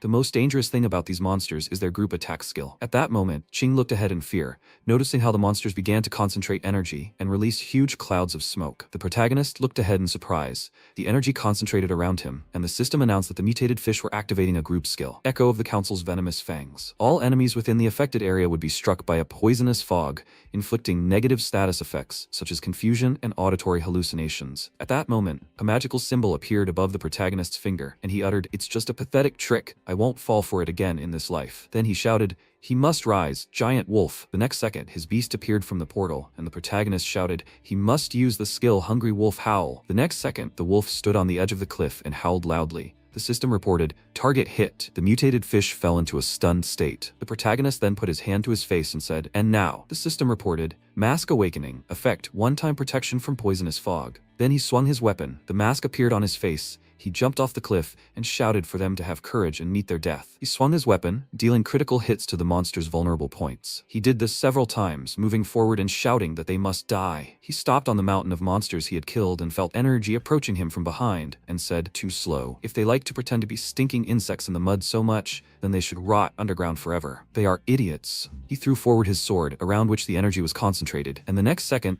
a powerful explosion occurred from ahead. Then Qing pointed forward and said in surprise, "Wow." His teammate shouted, "It's too early to relax. He has to see. They're coming." And the protagonist, standing next to the summoned scorpion, said, "Forward. Thunder Zombie Scorpion." The system reported that the Crystal Storm skill had been activated. A slashing attack moved forward, and then bursts of magical energy erupted from the boss's body, hitting the pile of monsters in front of them. The next second, Rowan clutched his head in bewilderment and shouted, just as he said, "It's useless. There are too many of them. They're much stronger. You can't defeat them in one blow." At that moment, the protagonist pushed off the monster's body and, jumping onto a cliff, said, "Who said he wanted to kill everyone?" The others looked at him in surprise, and Qing asked, "Wait, what the hell?" His teammate shouted, "Judging by where the scorpion is heading, it looks like it's aiming for the females' stomachs." He must have noticed. It seems the males have started attacking each other. At that moment, the fish actually started eating each other. And MC thought, when a dying female lays eggs or dies, she releases a huge amount of sticky substance that attracts the males and drives them crazy. They start protecting the eggs, so they attack everyone indiscriminately. Then he said that he will use this to make them kill each other. Then one of the monsters approached them. Qing shouted, "Sir, be careful." The monster's toothy mouth was approaching them, and Qing shouted, "What? Is that the female? Why is it so huge?" And then the protagonist said, "It's about time." He shouted, "Ghost wolves, attack." He pointed his hand forward, and several wolves jumped on the monster, sinking their fangs from different sides. Then he said, as expected of a level 15 elite monster, even 6 ghost wolves couldn't finish it off. After that, he took up his weapon and added, "But as long as he can hold it in, killing this monster is much easier." The next second, the system reported that one elite fish had been killed. He then swung his weapon, slitting open the creature's belly, and shouted, "Like this." He took a few eggs, and Qing asked, "What is Master doing?" The protagonist turned to them and told the wolf holding the monster's head in its mouth to go to that stone in the middle. The next second, the wolf jumped onto the right spot, and the protagonist shouted, "Exactly." Then the wolf opened its mouth wide and howled loudly. MC shouted for him to gather them. At that moment, the monsters headed to that spot, and the protagonist shouted, "Then he must lure all the males." The fish smelled the eggs, and the protagonist shouted, "Now they're stunned." The guy said he knew fish eggs attract males, so he wants to create a source of pheromone to drive the whole school crazy. After this, the protagonist concentrated energy around himself, pointing his hand forward, saying, "This is not enough. Go ahead. Now it's their turn to taste the best drink." At this moment, several more of his undead species came forward. MC said, "Go ahead." The undead began to fight the monsters, and Rowan shouted, "Is that the blue poison of the males?" The protagonist noticed that it was correct. Inside the males, a sac of blue poison grows. It is somewhat similar to capsaicin. The poisonous gas and foul odor are a danger signal for these fish. Then they heard the sounds of the monsters, which began to swim in different directions. One of those present was surprised and said, "That's why they swim at least 5 meters away. They are very afraid." The protagonist added, "Moreover, they are not even immune to their own poison. Once under its influence, they can only hope for mercy." Then Qing shouted joyfully, "They are gone. No more fish." With that, the protagonist said, "Now all that's left is to complete the mini-quest and collect the loot." With that, he jumped off the cliff. Those watching him said, "He cleared the entire zone single-handedly. Amazing. Simply amazing." Qing folded his hands in front of him and joyfully said that he would gladly be a decoration on his leg. The next second, MC began cutting up the monsters and said, "Done." He climbed back onto the cliff, and the system reported that he had earned 12,000 experience points and increased his level to 11. He reflected that thanks to the countless battles in his past life, he had managed to cope so quickly. After that, he removed his mask and thought that it had also helped him win this battle. It was a shame that this could only be used once, since he had bought it for 5 gold coins. Such a waste, but it was worth the effort.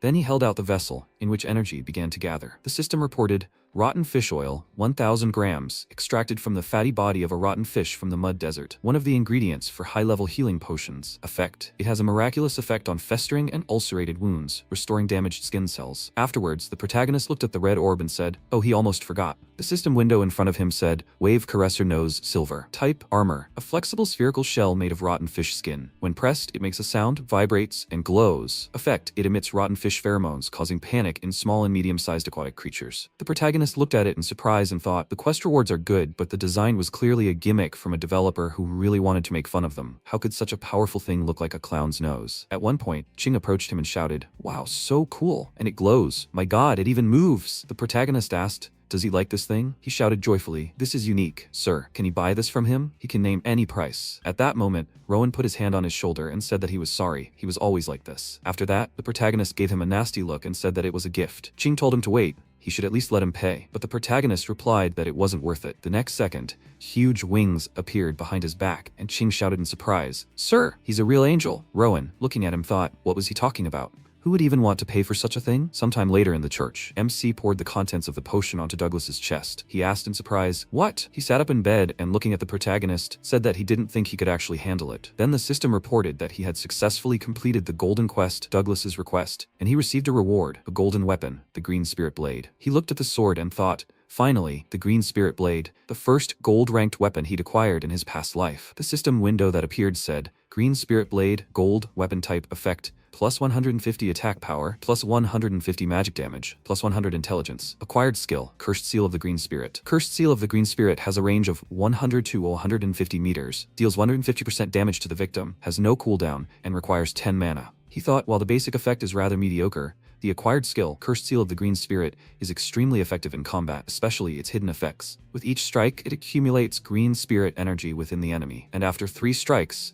it deals an additional 250% damage. Meanwhile, the green spirit blade had helped him navigate the western desert, becoming the best mage in the entire desert. He looked at the weapon in his hand again, and the system reported a reputation reward. Acquired, plus 1,000 reputation in the main city, plus 500 reputation with the Scorpion Knights. He thought, even though he didn't get as many reputation points as in his previous life, it was still enough to wander around the city. Then he noticed another system window and thought in surprise, what? There's more. The system window said that thanks to his brilliant completion of the quest, he received the NPC Affinity Reward, plus 10 to his affinity with Douglas. He thought, everything seems different now. Then Douglas smiled, looking at him, and said that he was grateful, brother. If not for him, he wouldn't have lived a month. The protagonist replied that it was the least he could do. Then Douglas said that as a thank you, he wanted to warn him. MC thought, is it because he got 10 similarity points thanks to the hidden storyline? Then Douglas said that if he meets someone named Quincy, he should stay away from him.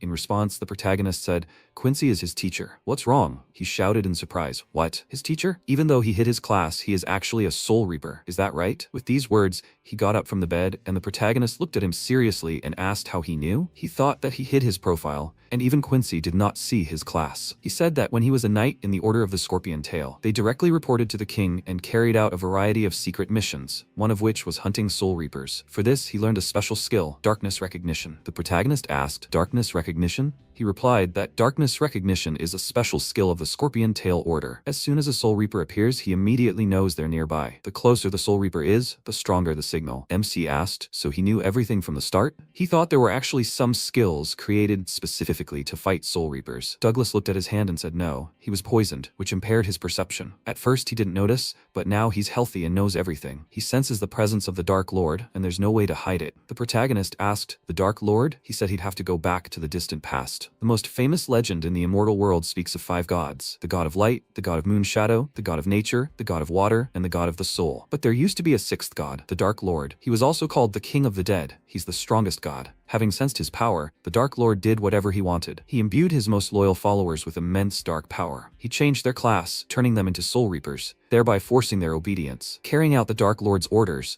the Soul Reapers not only spread the plague, killing millions, but also turned the dead into zombies, wreaking havoc. The world united and resisted the Dark Lord, destroying all temples and burning all records of him. All Soul Reapers were killed, and then the class was banned. Then, he placed his hand on his chest and added, that same Soul Reaper poisoned him, and he suffered for 10 whole years.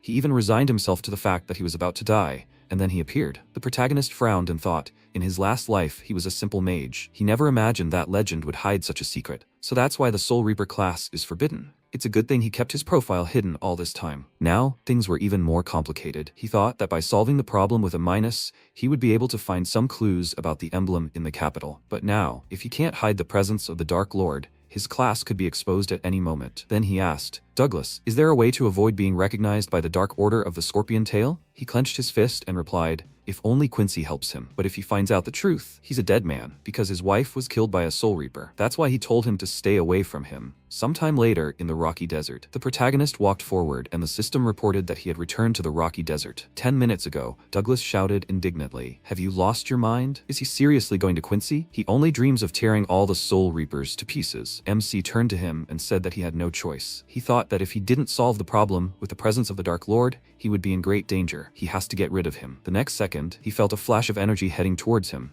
and turning slightly asked, "What?" He jumped sharply to the side and asked, "What's the matter?" And Fei Long said that he'd been waiting and waiting for him, and he finally caught him. Fei Hu smiled and said that last time he lured him into an ambush, but today he brought 30 brothers. He slung his weapon over his shoulder. Fei Long stepped forward and asked, "Well, is he ready to die?" Fei Hu smiled and added, "When he cuts his head off, he should scream louder. He wants to hear it." At that moment, an insect flew over them, and a notification appeared on people's phones. The Bloody Guild had started a stream. The guild leader said that he welcomed them, the lucky ones. They were very lucky to have caught their stream. Fei Huo smiled and added, "So today they will show you how to tear his man to pieces." The viewership rose to 212, and the audience was surprised. What? The Blood Guild wants to plunder the newbies on live television again? Wow. 30 people against one. Who is so unlucky as to stand in the path of the Blood Guild? He thinks he knows him, and he's a handsome man. It's a shame he'll die soon. At that moment, the protagonist said, "They're just errand boys, not even fit for a warm-up. Since they've come for death, I'll have to kill them again." The audience commented on the broadcast, "Wow, he's so brave." The Blood Guild. Kill them again? He thinks he's cool. Selling gossip in the front row, waiting to be destroyed. Then Fei Long shouted in irritation, "Kill him." The fighters ran forward. One of the mages launched an electric attack. The apprentice prepared for the shot and shouted that he must die. At that moment, the system reported that a malicious attack had been detected, with a 15-minute retaliatory strike. Killing all attackers within those 15 minutes would not affect his sin level. The protagonist placed his sword in front of him, smiled, and said, 15 minutes is enough to kill them 3 times over. The zombie army, they must come out and play. The next second, his army appeared on the battlefield, and MC, waving his hand to the side, said, "Such a pitiful flash, and he calls that lightning?" He easily deflected the electric charge flying toward him, and then ordered the Thunder Scorpion to poison them. The next second, the Scorpion rushed forward and pierced one of the attackers with its sting. The next second, the leader of the Bloody Guild shouted, "Attention everyone. Warriors must retreat. They must defend themselves. Mages attack. Bandits and archers open fire. Ready." The next second, they began to concentrate magical energy and shouted, "Harder." At that moment, one of the mages concentrated a huge electrical charge in his staff and then directed it forward, straight at the protagonist's army. Arrows also flew forward, piercing the protagonist's army. The number of viewers dropped from 212 to 168. They were commenting on the broadcast. "This elite level 8 team is easy to kill with a simple summon. He's leaving." Another newbie trying to show off. They have to place bets. They have to bet on how long this guy will last. At that moment, Fei Long stood up and asked, "So what if he can summon the dead? Even if he summons that brute like last time, they'll tear everyone to pieces." Fei Hu added that he'll die today. The protagonist grinned and asked, "Really?" The leader frowned and noticed he was smiling. The next second, the mage stepped forward, then let out a frightened cry. The sand beneath them softened, forming a vortex that began sucking players into it. At that moment, one of the falling mages noticed the kobold chieftain approaching him, and let out a frightened cry as the monster swarmed forward, attacking everyone in its path. The guild members screamed for help, and the leaders were surprised. The number of spectators had risen to 302. They were writing, "What's going on? An attack from underground. These undead are attacking together? Who said he was a newbie? And who said he blown to pieces? Now they're the only ones lying on the ground." Everyone started laughing, and then one of the mages shouted, "Careful, there's poison in there. They need to cleanse the wound first, then heal." The next second, a powerful stream of magical energy released by the protagonist hit them. The next second, the protagonist suddenly grabbed his sword and stabbed it into the attacker, who cried out in surprise. "How did he know?" He replied, "At least he's not stupid enough to hide in the sand." The others screamed, "He's too strong. All the tanks are dead. They have to run." At that moment, Fei Hu, his face contorted with rage, shouted, "Damn it, bunch of useless idiots." He leaped forward and shouted that he would kill him himself. At that moment, the MC concentrated energy in his sword and directing it forward, shouted, "He must taste this." Numerous skulls flew forward. He used the green soul curse. Fei Hu stopped, looked at this in fear, and shouted, "What the?" And the protagonist flew further and shouted, "Execute." He walked past Fei Hu and then said, 3, 2, 1. The next second, his body exploded, like everything around him. The protagonist placed his hand on the hilt of his sword and said, "His old friend came in handy." The number of viewers increased to 558. They were writing, "What? He paid money?" The boss kept bragging, and ended up turning into a firework himself. He wanted to tear him to pieces, and now he's torn to pieces. He needs a servant? He's a great cheerleader. Then the broadcast system reported that Feihu had physically left the stream. The remaining one, hearing cries for help, wondered if he was hallucinating. It had only been a couple of days, but now it felt like he was fighting a demon. At that moment, the MC turned his gaze to him, and the leader of the Bloody Guild screamed in fear, begging him not to kill him. At that moment, the protagonist approached him and said, "Now it's his turn to know what despair is." With these words, he pointed his sword forward, hitting Fei Long's head. He said that it was all over. Then he pointed his hand at the insect and added that he almost forgot. The next second, a small explosion occurred in the sky. He said, "It's so quiet here now." Sometime later, in one of the skyscrapers, people were chatting, asking why the hell the boss caused this streaming glitch. Does anyone know him? He's very strong. He once killed a huge wolf. He saw it all with his own eyes. Where is he now? He wants to meet him. It looks like he's in the rocky desert. The Mercenary Guild has sent out an invitation for S-Class. At that moment, Feihu placed his drink on the table and said, "Yuan, immortal world, a hail of dust and stone." Quincy leaned against a barrel and lay down. MC entered the room, looked at him and said,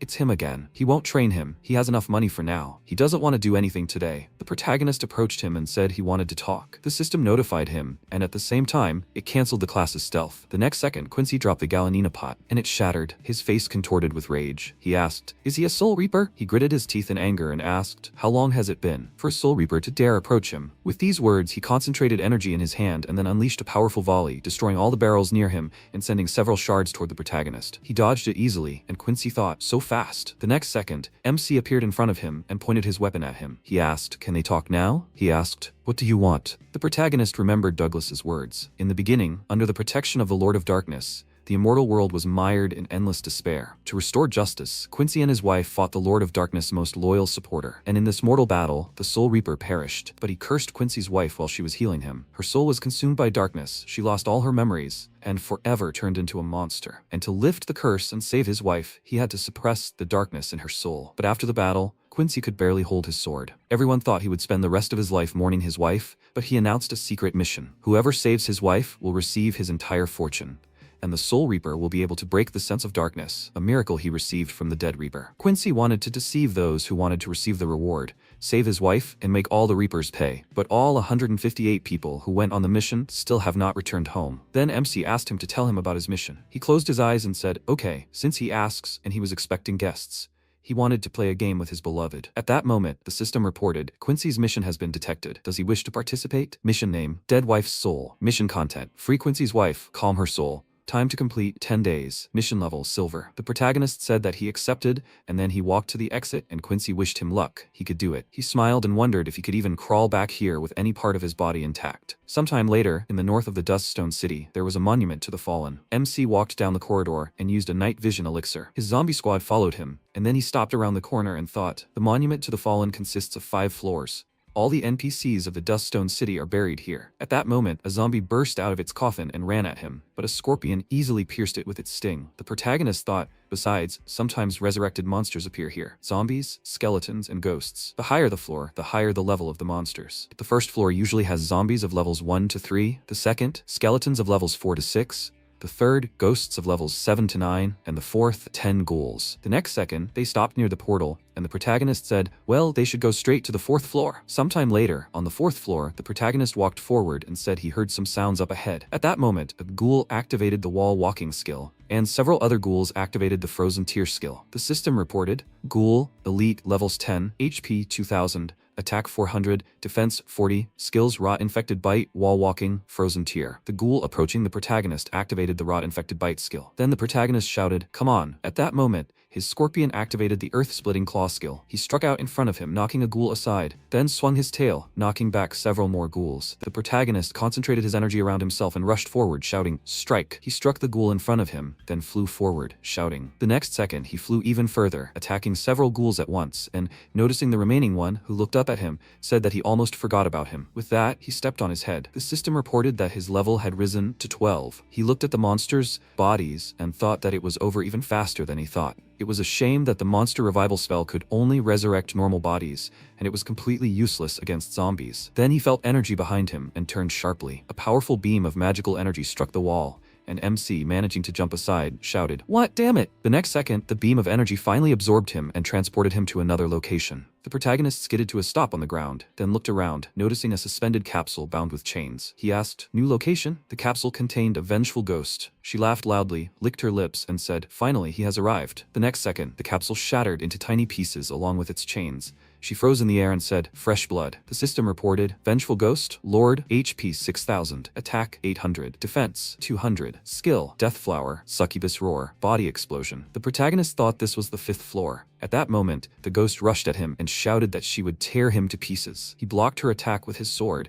and the system reported that the Death Flower skill had been activated. The next second, several tendrils from her legs slammed forward, but the protagonist dodged them and thought, "Poisonous acid?" And then he said, "Such tactics are useless against him." With these words, he made several swings with his sword, severing the tendrils aimed at him. At that moment, the ghost screamed loudly, looking at him, and the system reported that the boss had activated the Succubus Roar skill. MC, trying to hold on, thought, "Area damage skill? No, she's summoning something." The roar continued to spread around, and then the protagonist frowned, looking to the side, and noticed a skeletal hand reaching forward. He wondered if these were the buried NPCs of the Duststone Hail. He noticed several more risen and thought, not just NPCs, but also players who failed Quincy's quests. He said, "Damn it. She wants to resurrect them?" The undead continued to rise, and he said, "It looks like there are even more skeletons behind that door." He didn't think this boss could only animate skeletons. Then he ordered his undead to move forward. He pointed to the side and ordered them to block that door. The kobolds followed his order, and he thought, "Let his army of the undead hold off the small fry first." Then he pointed forward and ordered the Bloodlust status to be activated. The next second, the system reported, "Bloodlust status activated." The kobolds' eyes lit up with rage, and the protagonist said, "Kobold Chieftain, Thunder Scorpion, attack." They obeyed, and the system reported, "Earth-cleaving claw activated." The ground cracked, heading straight for the boss, and the chieftain activated the Crushing Strike skill. He struck forward, but the boss rose into the air, dodging it. Then she frowned and looked at the ceiling, noticing several rocks falling from above. She dodged to the side, and then sighed. MC looked at her and thought, "Ghosts are spiritual monsters. They can pass through objects, and they also have a university for physical attacks." Then he began concentrating energy around himself and said, "But he can deal double physical damage." The next second, he directed his attack forward. Several skulls headed towards her, and he shouted that he would use the Curse of the Green Soul and attack her. She began to circle around, and he thought that she had become much faster. NPCs could emerge from the tomb at any moment. He needed to end this quickly. Then he took out a ring and said that he needed to restrict her movement. The next second, he squeezed the ring in his hand, and the system reported, "Equipped, Ring of Paralysis." Ring of Paralysis, silver type jewelry effect, HP plus 10, magic plus 100, agility plus 15, intelligence plus 15, additional skill, Paralytic Toxin. Paralytic Toxin increases the chance of paralysis of the target for 3 seconds when attacking by 5%. The next second, the protagonist rushed forward and activated the additional skill, Paralytic Toxin. He struck, and the boss's body was paralyzed. The system reported that Paralytic Toxin was activated. Then MC swung his sword and said that that's not all. He directed an attack forward, knocking the boss aside. Then he slowed to a stop on the ground, and the ghost fell down. He said, "Not bad." As he thought, after just one blow of the Curse of the Green Soul, her speed decreased. Then he extended his hand forward and shouted, "Wolf Roar!" The giant wolf activated the skill Wolf Roar. A sound wave spread around. The system reported that the target was stunned. The protagonist said, "Even if the effect only lasts for 5 seconds, that's enough for him." Then he swung his sword a few times and asked, "I wonder how many hits she can take?" Her HP began to plummet, and then she screamed loudly, and the system reported that the boss had activated the Dead Man's Explosion skill. The next second, a powerful explosion really did thunder around, taking with it several members of the protagonist's army, and at that moment, he was holding on to his sword, trying to stay in place, and thought, "Dead Man's Explosion." This creature wanted to blow up the NPC zombies to collapse the tomb. His zombie army had already shrunk by a third. That's serious. Then he said, "It's time to finish her off." He charged forward and shouted that she must perish. She screamed back, "No." At that moment, the system reported that the boss was almost defeated. 300 HP, 200 HP, 100 HP, 30 HP. Then she began to dissolve, and the system reported that he had killed the evil spirit and received 800 experience points. He walked forward and asked, "Is it all over?" Then he turned around and noticed a ghost who looked at him and said she was grateful to him. "You brave man." The next second, he extended his right hand forward, and an item appeared in his palm. The system reported, "Beloved's Ring, the quest item, cannot be reset or sold." Note, Quincy gave this engagement ring to his wife as a symbol of love. The protagonist looked at it and thought, "Is that all?" Then he noticed a book in front of him and asked in surprise, "What is this?" Yuan didn't know that the evil spirit skill, Dead Explosion, was only available to Soul Reapers. The system reported that these were the training requirements available to him. Perhaps because this ghost had been sealed by a loyal servant of the Dark King, the system also reported that the skill book was automatically loaded into the player's memory, and as the protagonist continued to hold the book in his palm, a multitude of bright beams appeared, illuminating the entire room. Suddenly, the system announced dead explosion, gold. Level 1, effect, zombie explosion, dealing 60% fire damage to nearby enemies when the player's health reaches 100%. Requirements, 100 mana, 10-second cooldown, 100 mastery. Yuan considered letting this skill exhaust his zombies. The damage and attack range were impressive, something he hadn't expected. Sometime later, in a dusty hail of stones, Quincy looked ahead, stunned, and wondered if this was the engagement ring he'd given her. A sealed soul has no memories, and only when released does it restore them and discard its most precious item. Let him tell. Did she die quickly? Was she in no pain? The protagonist agreed. Quincy held the ring in his hand and examined it carefully. He recalled her appearance and, with a trembling voice and tears in his eyes, replied that this was good. He never thought that one of the soul reapers he hated so much would grant his wish, and he would never forget their kindness. After these words, he bowed before the protagonist, and suddenly a box appeared in his hand. Now it was time for him to fulfill his promise. This box contained a special crown. The system reported it as the Crown of Darkness, a unique item. Its type is a helmet. Effect 1 conceals the level of sin. Effect 2 conceals the dark aura. Note that this unique Soul Reaper equipment cannot be sold or destroyed.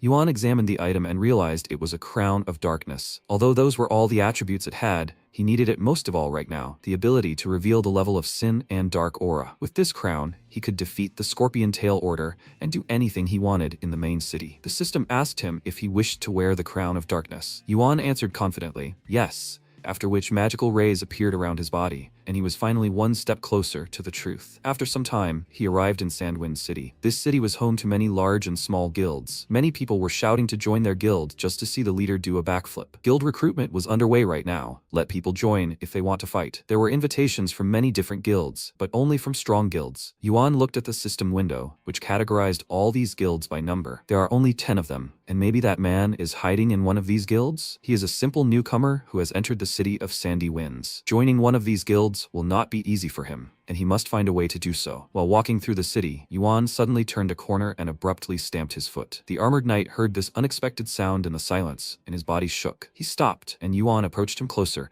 threatening him from behind with his sword and asking terrifyingly, "Who is he?" The young man was dumbfounded by what he heard and remained silent for a while, then finally spoke. He turned around abruptly and shouted with joy, "God, Yuan, it really is him." Qing reached out his hands to him, but since Yuan had stepped aside, he simply fell to the ground. Yuan asked again, "Is it him?" Qing addressed him as a god again, and was surprised that he remembered him. Yuan approached him closer and asked again, "Does he know his name?" Qing immediately stood up, pointed at himself, and shouted with joy that he recognized him on the guild stream. It seemed it was the Bloody Guild, and he had read 1,000 comments about him. Then he spent 2 million to improve the corporate facial recognition system to make sure it was really him. He was waiting for Yuan to praise him, when suddenly the protagonist asked, 2 million? You really spent that much money just to find him? Qing asked in surprise, "What? Is that really so much? The Han Corporation usually spends around 100 million on a single system test." The protagonist wondered, Han Corporation? So that's the IT company with a $1 trillion budget that provides the entire world with new technologies? This is his life. I wonder how much he knows. Maybe he should kill him right here? Suddenly, Qing shouted, "God Yuan, let him join forces with him. S-class representatives will be hunting in Bloodscale Cave tomorrow. People say someone has found a nest of iron-eating iguanas,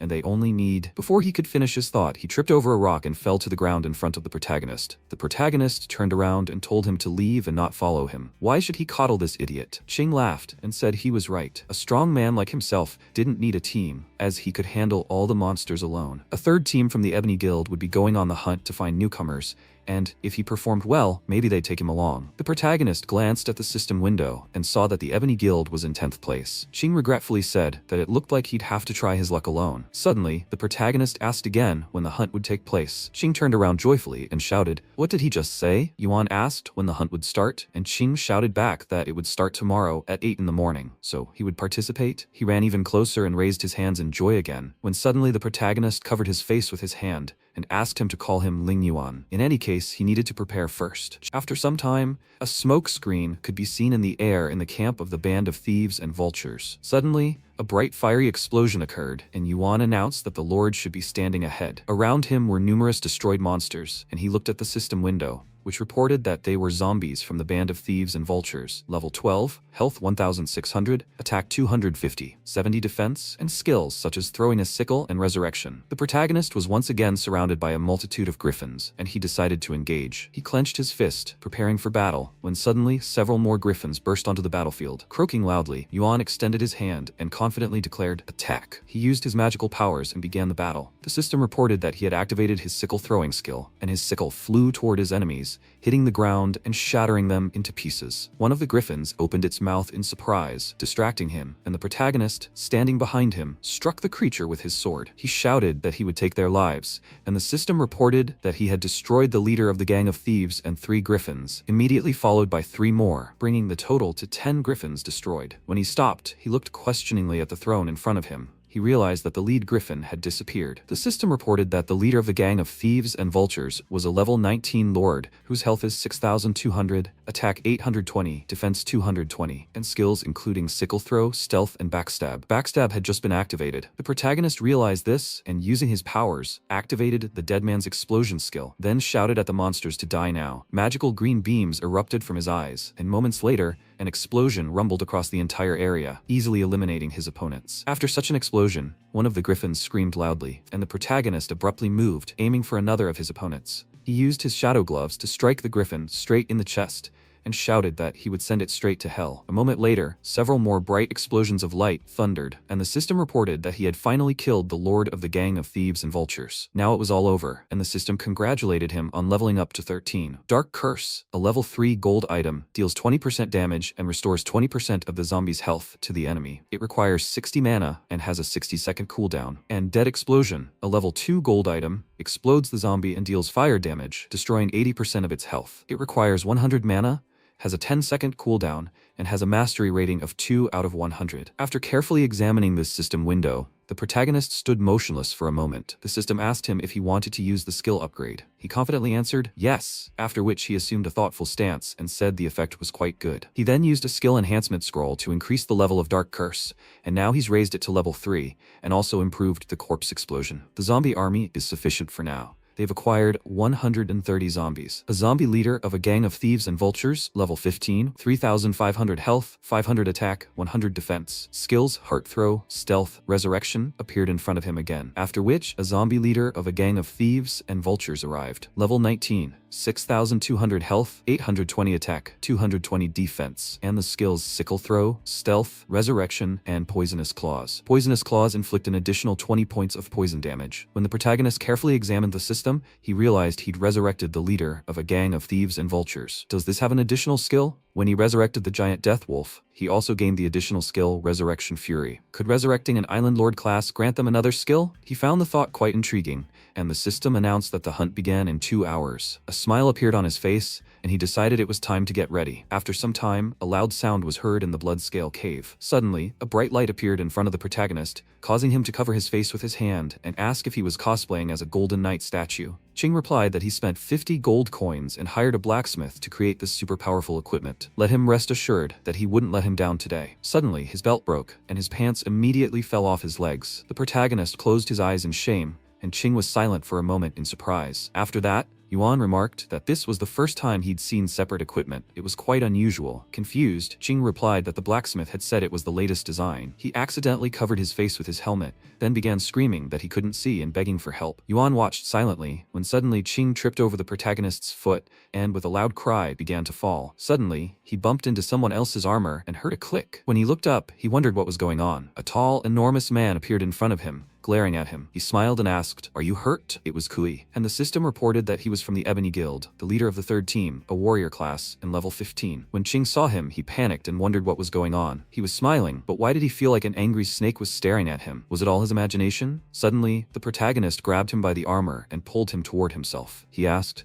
"Would you like to take off this stupid armor already?" Ching responded by scratching the back of his head, precisely, and grinned. Kui looked at them in bewilderment and smiled slightly, when suddenly the protagonist noticed his gaze and became wary. Kui angrily wondered in his mind, what was going on? How dare this little idiot stare at him? How it irritated him. Suddenly, someone shouted at them. Which one of them was Han Ching? The man compared the documents and the photo, pointed a finger at Ching, and then started shouting, "Is that him? Why does he look so weird?" The entire team started laughing loudly at this ugliness. They laughed at this glittering gold and asked if Ching was really at some super cool cosplay show or something. He waved and replied, "Yes, it's him, the scary looking guy. The 3 of them are big brothers from the Ebony Guild, right? By the way, he wants to say hello to his friend." The leader approached him and began threatening him with the point of his sword, then said that was enough. They didn't care what the newcomers were called. They should remember that they were allowed to bring someone not because of double taxation, but because of their captain's generosity. Yuan frowned and remained silent. Kuai asked them what they were doing. They needed to instill respect for their new friends. He replied that he was just joking about this captain. After these words, he put away his sword and said that, after all, they shouldn't confess just because their captain was so generous with kind words. They should accept this opportunity with gratitude. Did they understand? Qing nodded his head several times and replied that they would do everything in their power. One of the crew members clapped his hands and shouted for everyone to return to their places and that they would now begin roll call. Andre was incredibly nervous and never imagined working with members of the main guild. Yuan wondered if these players were participating in S-rank hunts. The teammate hoped the battle wouldn't let him down mid-raid, and Yuan wondered if he thought they were all newcomers who had just arrived in the main city. The captain entered the cave first and said that since everyone was there, they didn't have time, so they should prepare quickly. They also shouldn't worry, because even death would retreat upon seeing the Blackwood Guild, so they were safe. The rest of the guild began shouting their agreement and followed their captain. Suddenly, one of the guys turned to Qing, who was holding a red flag. He picked it up and started waving the flag, telling Yuan to keep up. He'd heard there were slime monsters hiding in this cave. The boy turned around and wondered if Qing was really going on a picnic. The protagonist silently followed the team and suddenly smiled, catching a whiff of that disgusting smell. After a while, they wandered into the Bloodscale cave and found themselves near a fork in the road. They hadn't encountered any ironbiters yet, but that's to be expected, as they are active at night and hide during the day, so they were most likely hidden deep in the cave. One of the team members asked the captain which route he thought they should take. He smiled and replied that it would be better for them to split up now. The guys became frightened and began asking with stunned expressions,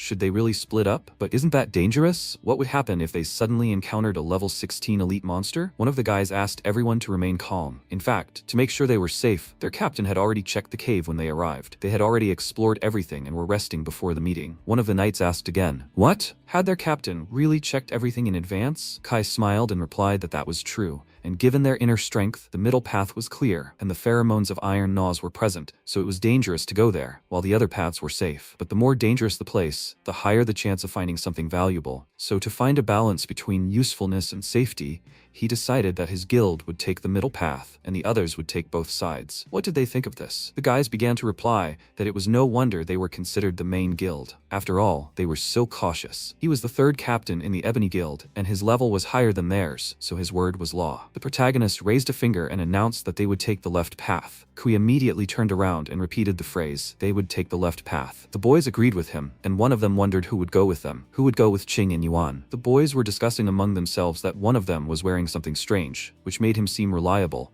while Yuan was quite handsome. They were arguing over who he should stay with, and Kui suggested that they go alone. Unfortunately, even though he was the head captain, he couldn't force anyone to join them. Yuan turned to Qing and said that they should go. They set off together, and the captain looked after them, smiled and said, what idiots. Sometime later, water began dripping from the ceiling of the cave. Qing turned to Yuan and said that it was getting colder and colder in here, so he thought something was wrong. He also felt like someone was watching him, and the feeling was growing stronger with each passing second. Yuan asked again, had he finally noticed it? There was definitely something here. Qing turned around and shouted, what? But Captain Kui said he'd checked everything was safe here. Yuan turned around and asked with a smile, does he really trust him that much? This was an S-rank hunt, but there were too many newcomers here, and they were obviously using people as bait to test these trails. Qing asked again, then why him? But before he could finish his thought, the protagonist suddenly finished the question for him. Why didn't he give them away? Suddenly, he grabbed one of the slimes on the cave wall in his hand and threw it far away. Yuan said it was just a coincidence that he wanted to find out too. Suddenly, the guys stopped and heard a loud sound coming from a dark place in the cave. He realized that they could find a lot of things here. At the end of the cave, the bright red eyes of some creatures appeared. The system reported that they were ironbiters, elite class, level 16, 3,300 health, 4,400 attack, 100 defense. Skills: Iron-Tail Strike, Rusty Shield. The ironbiters extended their tongues and crawled toward their opponents. Suddenly, one of the team members slammed his sword into the ground and shouted that they would burn instantly. Everything around them lit up with bright flames,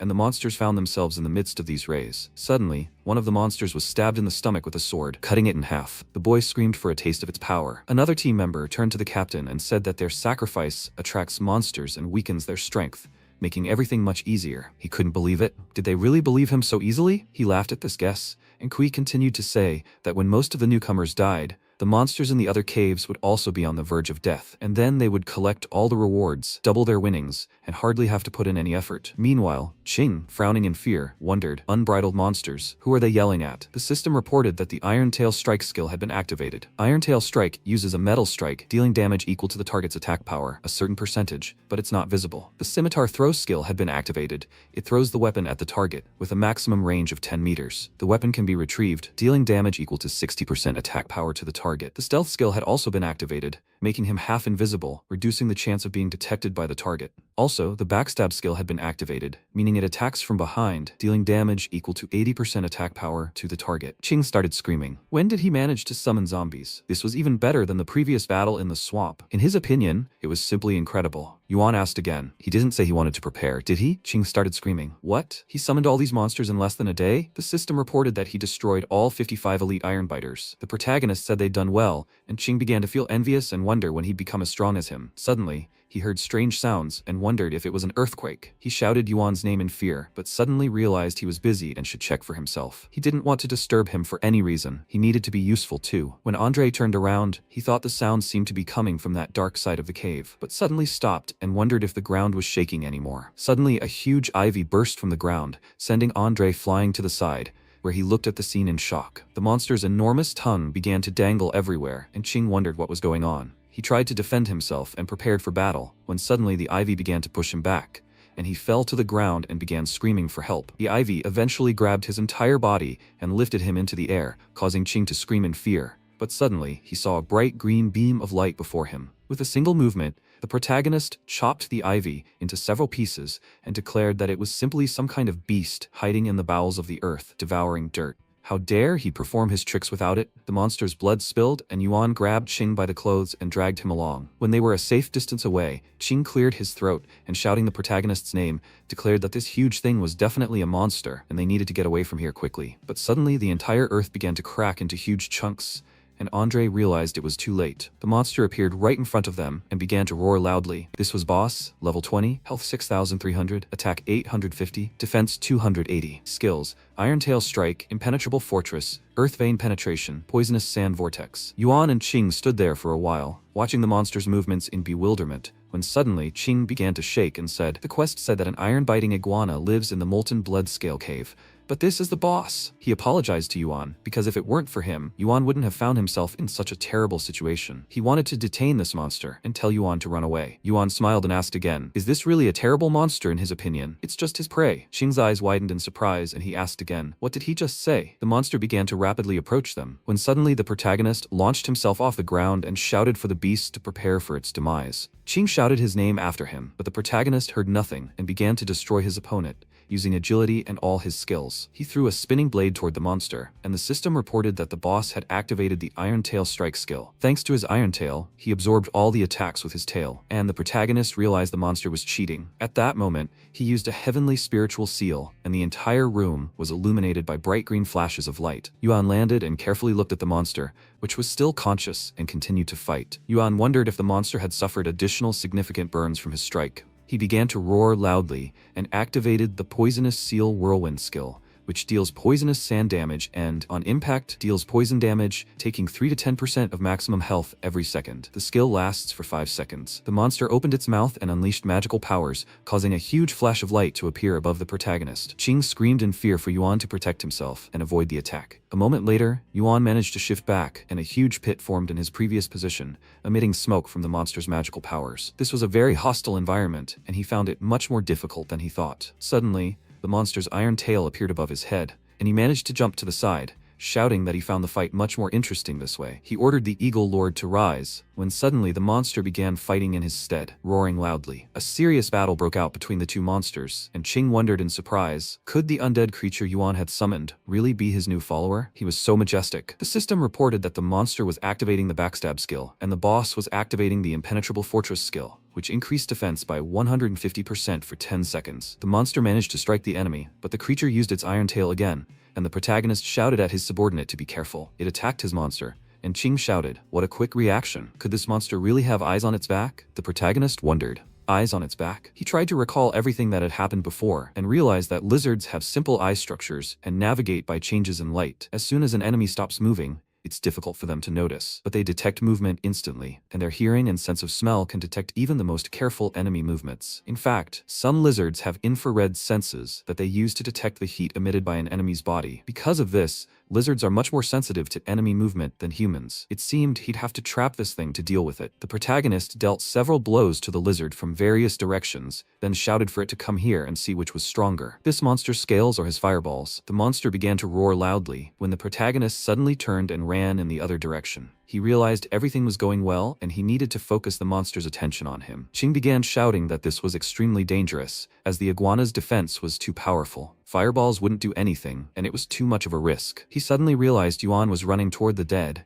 and was stunned by what was happening. As Yuan approached the monsters, he smiled and realized that he would do everything now. He stopped abruptly, as the iguana suddenly found itself trapped around these monsters, trying to fight them off. The protagonist wondered if this stupid monster even knew how to stop. The iguana began to roar loudly and opened its wide mouth completely. Yuan told it to enjoy their explosive feast, and the system announced that he was activating the corpse explosion art skill. Suddenly, there was a loud crack, and rocks began raining down everywhere. The protagonist realized the armor had been breached, and a moment later, the iguana roared even louder and began to fall to the ground. Suddenly, Yuan kicked off and leaped high into the air, shouting, "Lord of the Eagles," to the left. He moved incredibly quickly across the huge rocks and realized that this lizard had another weak spot. It couldn't see enemies to the right and left at the same time. The iguana came right up to him when suddenly the eagles began striking from behind the creature. The iguana growled loudly in pain, and a multitude of bright beams appeared throughout the room. This blow would send the iguana straight to hell. Yuan aimed for the iguana's weak spot, and a moment later, the system announced that his level had been raised and congratulated him on reaching level 14. The iguana was completely destroyed, and smoke emanated from its body. 5 minutes later, the system reported that his health had been restored to 85%. The Dark Curse skill, Gold, level 3, deals 20% damage to an enemy's health or restores 20% of the health of a dead person. Requirements: 60 mana, a 6-second cooldown, and a mastery of 200 out of 300. The protagonist surmised that if he used this skill, he could raise the Dark Curse to level 4, and even though the art of corpse explosion had invented many undead, it was worth it. The system reported again. Lord of the Dead, Iguana Ironbiter, level 20, health 6,300, attack 850, defense 280. Skills: Irontail Strike, Impenetrable Fortress, Earth Vein Penetration, Toxic Sand Vortex, and the corpse's body. From now on, this creature will be his shield. A moment later, Qing was so overjoyed that he shouted that this was the first time he'd seen so much loot appear in their hands. So are they gonna start counting it now? Yuan, with a disgruntled expression, asked again why they needed to rush. They still had to kill a couple of rats. Meanwhile, the commander's team had also had a successful battle, leaving a thick layer of smoke in the cave from the destroyed enemies. Kui grabbed the chain and, smirking, declared that those idiots weren't even worth his attention. One of his subordinates chuckled and said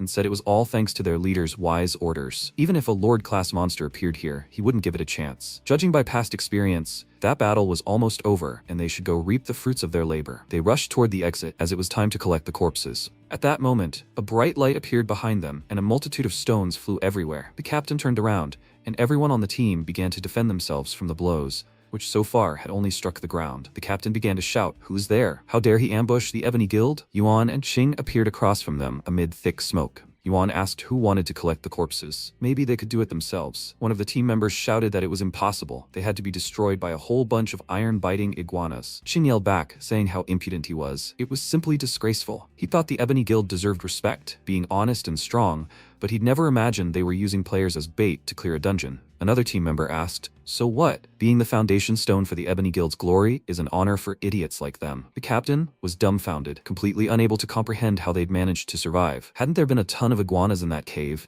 and all the monsters gathered around those other unfortunate freaks? Qing yelled back that they had absolutely no shame. Kui thought this guy was a bit strange to him, because the more he looked at him, the angrier he got, and they'd better get rid of him. He didn't know what incredible luck had been on their side or why they'd survived, but their lucky streak was over. With these words, he decided to pounce on the guys, and the protagonist shouted that they should retreat. Did he really want to kill them alone? The captain continued to wave his weapon, and the protagonist began to defend himself and suddenly stopped. The captain asked again, "What was that? Was this some kind of childish trick?" The protagonist used his spell and directed the skeletons' heads towards their opponents, especially the captain. Kui found himself in front of the smokescreen and, looking around, wondered where he had gone. Yuan appeared from behind and suddenly decided to pounce on him, asking, did he really think it was that obvious? He was just an idiot. The captain said that experience had shown him that those who live by luck alone must always be on guard. Suddenly, he vanished from the spot, and Yuan looked questioningly ahead. He found himself completely alone and didn't understand what was happening. when suddenly the captain appeared behind him and, with a terrifying expression, said that eventually, these useless freaks would die. He attempted to strike Yuan, causing a bright beam of light to illuminate the entire area. Qing shouted Yuan's name in fear, and one of the guild members told him he was their newcomer. Hadn't he had enough of a warm-up? Now it was his turn. Qing backed away, while the captain who had knocked the protagonist down said, "Excellent. He doesn't have time to mess around with him. Now he should accept his death." He lunged at the protagonist, clenching his fist, but suddenly paused and, dumbfounded, asked, "What's going on?" Yuan asked again. "He's the leader of the third team of the Ebony Guild, isn't he?" The captain wondered how he'd managed to escape. Yuan smiled and said in a terrifying voice that he thought he now understood the true level of guild improvement in the main city. Yuan stopped his attack by grabbing the captain's arm. His hand trembled, and he cried out in pain. Yuan's eyes glowed with a bright magical light, and a moment later, he threw the captain far away. He shattered several rocks, fell to the ground, and, coughing, muttered that he was a freak, that he had underestimated him. They shouldn't stand there like pillars. Help him. His subordinates shouted that they would do everything now, and the three of them pounced on Yuan, who smiled and said, "It turns out they were just a bunch of idiots, and there was nothing interesting about them." A moment later, he shifted distance and, using his powers, summoned eagles, which grabbed each of the guild members in their claws. The captain realized several skeletal heads were heading his way, and he froze in terror, only to be attacked and scream in pain. He fell face first onto the ground, but suddenly heard approaching footsteps and looked up. He asked Yuan to wait, because if he killed him, the Ebony Guild would give him no peace, and he should think about it carefully. At that moment, Yuan glanced to the side at Qing, who was hugging his leg and looking at him with a loving expression. He said he knew he was invincible. He almost died for him. Yuan pushed Qing away and told him to get out of here, then raised his sword high, and said that, as far as he knew, their Ebony Guild was not only arrogant towards outsiders, but also harsh towards their own friends. If he died and lost his level and weapon, they would begin interrogating him. How would he explain this to them? The captain admitted defeat, and asked what he needed to do to make them leave him alone. Yuan replied that he needed to give him a list of high-ranking players in their guild, specifying their classes, levels, and attributes. In his past life, the first follower used strange and incomprehensible skills, and no one knew how to counter him. So this guy has a very rare hidden class. He still doesn't know who he really is. The captain wondered why he needed this list. Yuan struck him in the hand with his sword and screamed in pain, after which the protagonist asked, "So, will he write this or not?" His hand was covered in blood, and he screamed in pain that he would do it now. A moment later, the list was written, and the protagonist took the document in his hands. "So, these are all the experts of the Ebony Guild. There are a couple of special classes here, but none of this matches the attributes of the first follower." The captain asked, "Master, can they go from here?" Yuan turned, smiled at them, and said he could let them go, after which the boys began to thank him, when suddenly he directed bright magical beams at them, attacking them, and shouted that they had harmed many innocent players and must explain why. The system reported that he had received the Moonwash Devil's Hammer, a silver weapon type with an attack power boost of 45, critical strike boost of 30, and attack boost of 30. The Moonwashed Hammer's accumulated energy release skill increases first attack speed by 20%. He also received the Berserker Blade Dance, a bronze weapon type with an attack boost of 30 and accuracy boost of 20. Yuan also received the bronze Future Light Equipment, a sleep type item with a magic damage boost and spiritual power boost of 20. Yuan looked around and noticed Qing picking up a chest and asking him to examine it carefully. There was also treasure here that they hadn't yet opened. He replied, "Fine, he'll choose first, and the rest will be his." Qing replied that that wasn't right.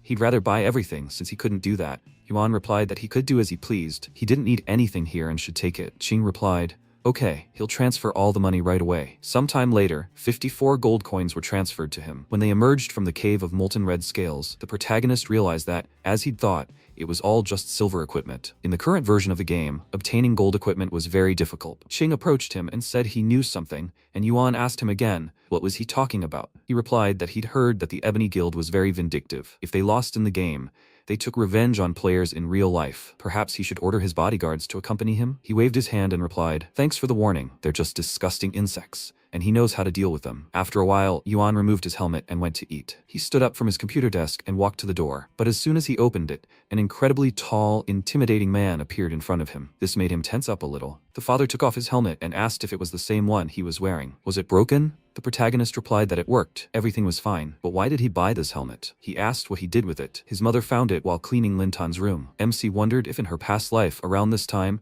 she had awakened her hidden class. Then mother came up to them and said, "Why are they standing here?" It was time for them to eat. During the meal, she said that his father didn't understand anything about this technology. He just wanted to find a common topic of conversation. He spent the whole day with this helmet and couldn't even turn it on. The father replied that it was wrong. He was just worried that she had damaged some of his things things while cleaning, so he just checked. The protagonist thought that if he involved his parents in the infinite world, he could repay them with in-game resources, and when the cataclysm happens, they'll be able to protect themselves. He pointed out that it wasn't a difficult game. He'll buy them 2 more helmets. Mom should try it too. The woman replied that he shouldn't waste money. MC said everything was fine. Not to worry. By the way, has Lintan returned yet? She picked up the phone and replied that it was Friday. She was probably with friends. Let him eat first. He picked up the phone and said he'd call her. When he rang, the answering machine said the number couldn't answer right now. The protagonist thought that even if she didn't want to answer, she would have sent a message and not ignored him. Mom pointed out that he should eat first. She was probably eating with friends, so they wouldn't wait for her. He got up from his chair and said that they should eat for now. He'll buy something. He's afraid the store will close. The woman, perplexed, noted that the food was getting cold. Dad said, let him go. Does she remember how he and Lintan were always clinging to each other? He won't understand when they managed to drift apart so much. Let them talk more. Mom agreed and noted that Yuan isn't very good at expressing emotions, but he is her older brother after all. The protagonist remembered how in his past life his sister returned home with bruises. He asked what happened. She walked past him and sternly replied that it was none of his business. He shouldn't call the police or tell their parents. Currently, the MC is thinking that in her past life, after Lin Tan started playing the Infinite World,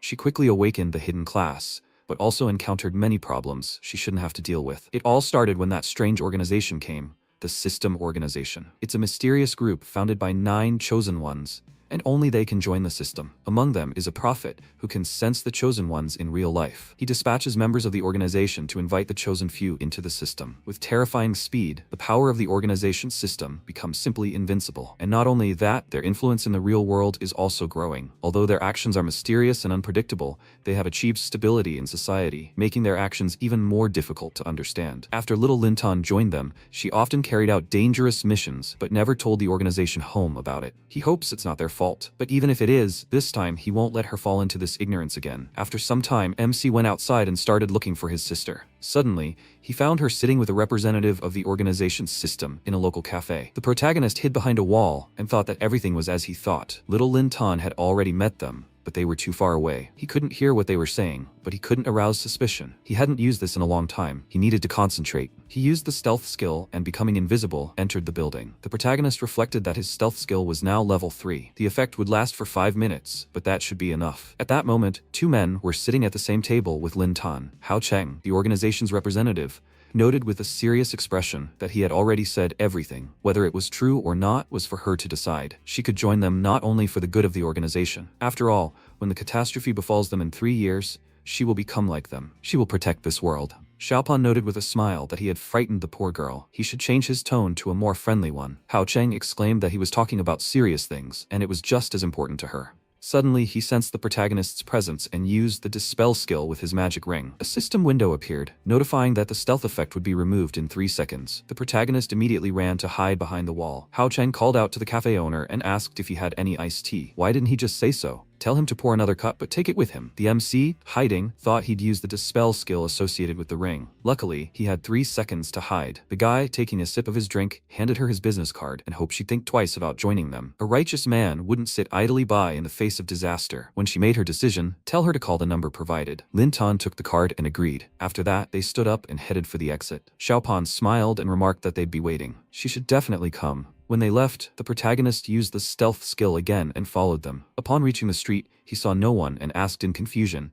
"Have they disappeared?" Suddenly, Hao Cheng threw a glass of drink at his feet and exclaimed that, as he thought, something was wrong. He had vanished in the last seconds before the skill deactivated. The boy approached the glass and said that perhaps he was being too cautious, but everything was fine. Xiaopan replied that he was too tense. He should relax already. By the way, do you think she'll join them? He replied that according to the clairvoyant's prophecy, she would come sooner or later. The boy agreed and added that the clairvoyant had never been wrong. However, he was more interested in which girl he would spend the rest of his life with. Hao Cheng said that he should first survive the catastrophe, and then they could talk. Xiaopan replied that that was still a long way off. Meanwhile, the protagonist, climbing a tree and observing them, began to think that they were stronger than he thought. If he had spent a little more time with them, he would have been discovered by now. There's no place for him in the endless world. He needs to be more careful, and it's time to go. After a while, Lin Tan, holding a business card, bumped into her brother and asked, perplexed, what he was doing there. He, holding a bag, replied that he went out to buy something. She hadn't eaten yet, had she? It was late. She shouldn't make her mother worry even more. He bought her something to eat. Let her look, and maybe she'll want something. MC started walking, thinking that she was still a child. She couldn't even take care of herself yet. After a while, they arrived home. Mom remarked that she was completely losing track of time with her friends. Had she even eaten there? She could warm something up for her. The girl replied that that wasn't necessary. She better go and lie down. The mother turned to the protagonist and noted that he hadn't eaten anything either. She would cook them something. Meanwhile, Linton entered her room, lay down on her bed, and noticed that strange things had begun to happen to her as soon as she started playing the game. She remembered fighting giant mantises with Xiao He in the game world. She called out to her and told her to run. She'd distract the monsters. Suddenly, a mantis pounced and began attacking her. Linton shouted, "Let her go first. She'll hold them off." She was on the front lines. How could she leave them and run? Let her do it. She charged and began to fend off the monster's attacks. Suddenly, one of the mantises appeared behind her and dealt a powerful blow. A system window appeared, notifying her that she had activated a hidden ability. Linton abruptly launched an attack on several monsters at once and was finally able to fight them off. After moving away from them, she used the Blade of Dawn skill. At this point, she began to wonder if this feeling was real. She felt her body change in the real world. So if something terrible really happened, as Hao Chen said, she would be able to protect everyone? Could she really do that? But even if this power couldn't stop the nightmare, would the others survive? Linton looked at the photo of her family and thought, whether she would join them or not, she had to get stronger as soon as possible. She wants to protect them. Meanwhile, MC, sitting in his room, also looked at the photo of the family and thought about how they needed to move to a new house. He had to concentrate on the game, so he couldn't be constantly on guard. It was time for him to make their lives better. Sometime later, he went to the real estate agency. The consultant greeted him and asked if he'd come to see the house. The protagonist inquired if they had any fancier villas. He needed a house with high security. She wondered why he looked so young. Did he really have that kind of money? The woman asked if he'd looked at the prices for this complex. It would still be expensive. The protagonist pulled out his bank card and replied that he hadn't looked, but thought it would be enough. The consultant took the card and exclaimed delightedly that it was a unique VIP card that required a minimum investment of tens of millions. What kind of god of wealth is he? Employee number 2345 serves him with all sincerity. Sometime later, the MC met his parents in front of the new villa. His mother, perplexed, asked if she'd heard him correctly. He said this was their new home. There's even a private pool?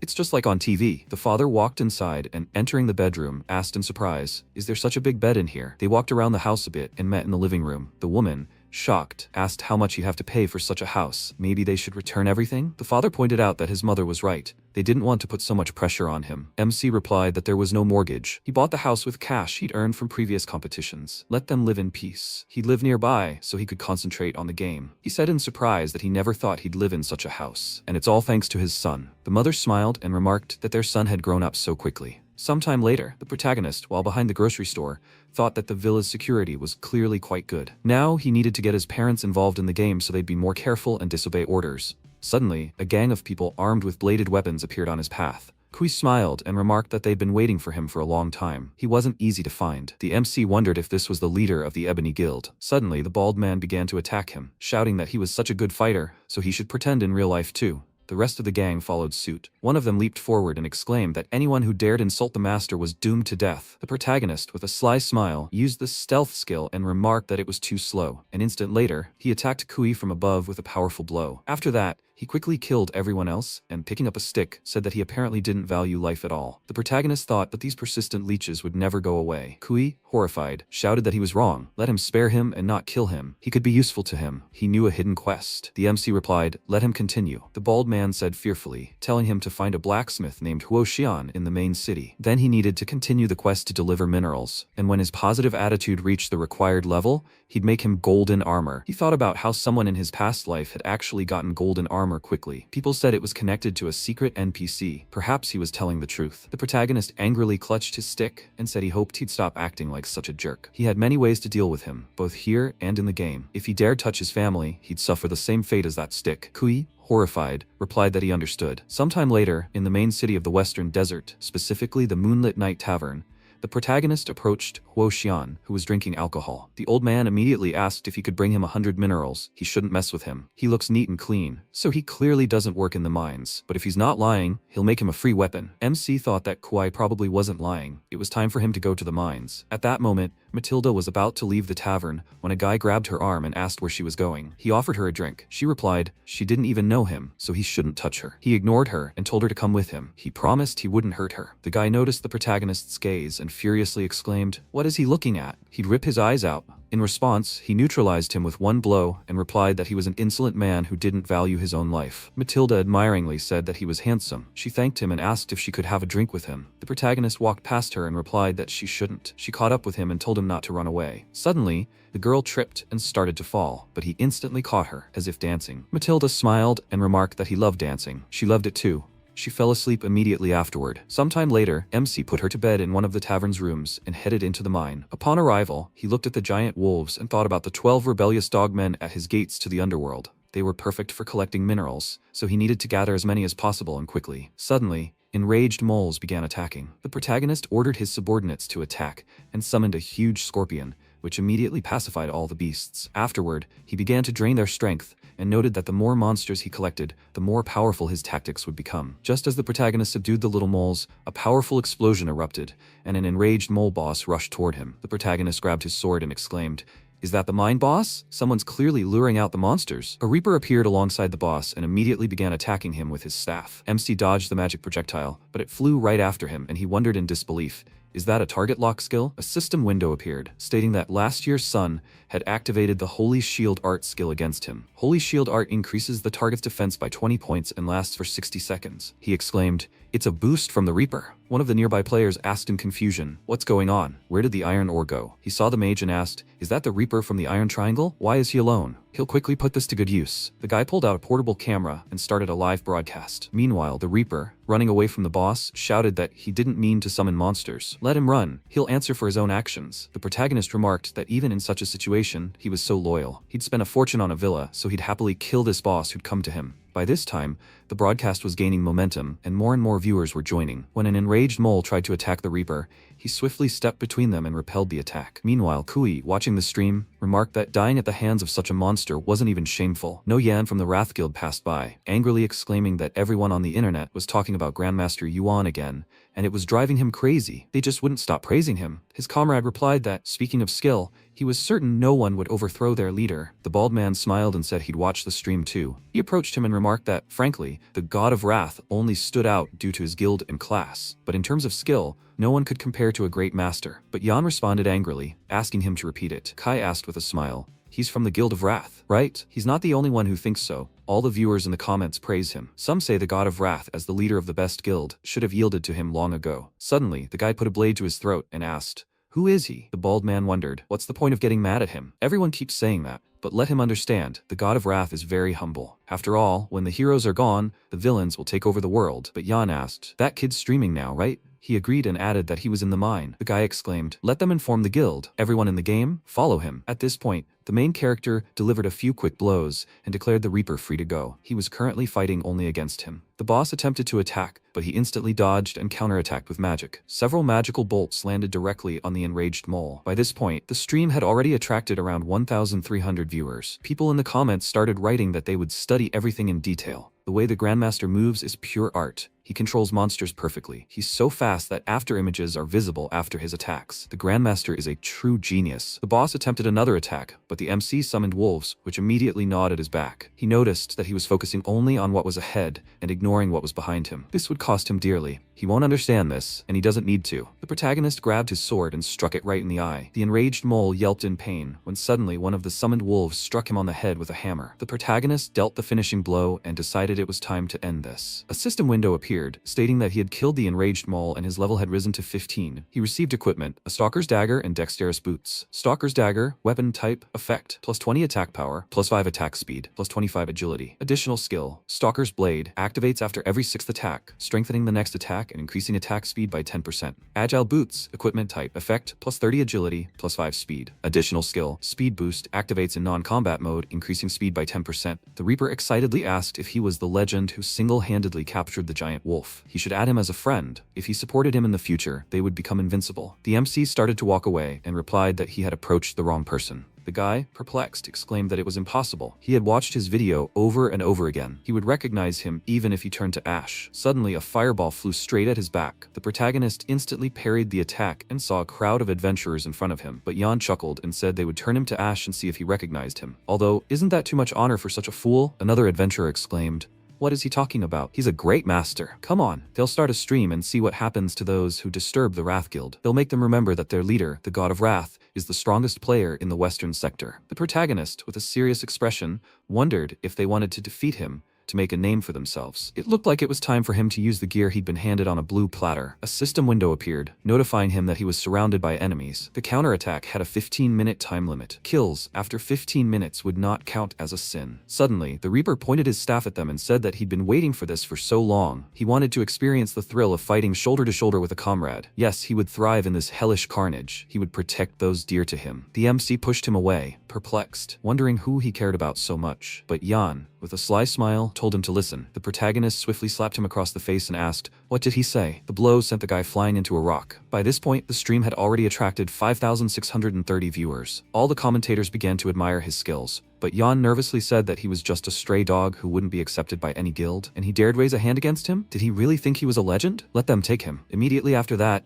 all the adventurers began to attack. One of them, holding a shield, shouted for everyone to follow his orders. Let all the warriors attack, and the mages and reapers stand behind and knock him out. The archers need to surround him. He doesn't believe he can handle them. MC activated the stealth skill and thought about how these idiots work together. He'd deal with those behind him first. One of the adventurers missed with an attack and shouted that the idiot had disappeared. Let the mages quickly dispel his skill. Just as they were about to do so, the protagonist appeared behind them and pointed out that it was too late. After that, he immediately killed 2 mages and ran on. But Jan shouted that he was on his last legs. He'd just defeated the boss, so his mana and HP were low. There were more of them. Let them kill him. Viewers began writing that they'd never heard anyone describe a horde of people attacking one so gracefully. It was hard to say. The Wrath Guild was the best in the western sector. If their legend, the Great Master, could truly defeat them, the Wrath Guild would definitely be in trouble. But Jan exclaimed that if they succeeded, he'd give them as much money as the damage they dealt. There was no limit. MC began deftly parrying each attack and dodging the magical blasts, thought about how cramped this mine was,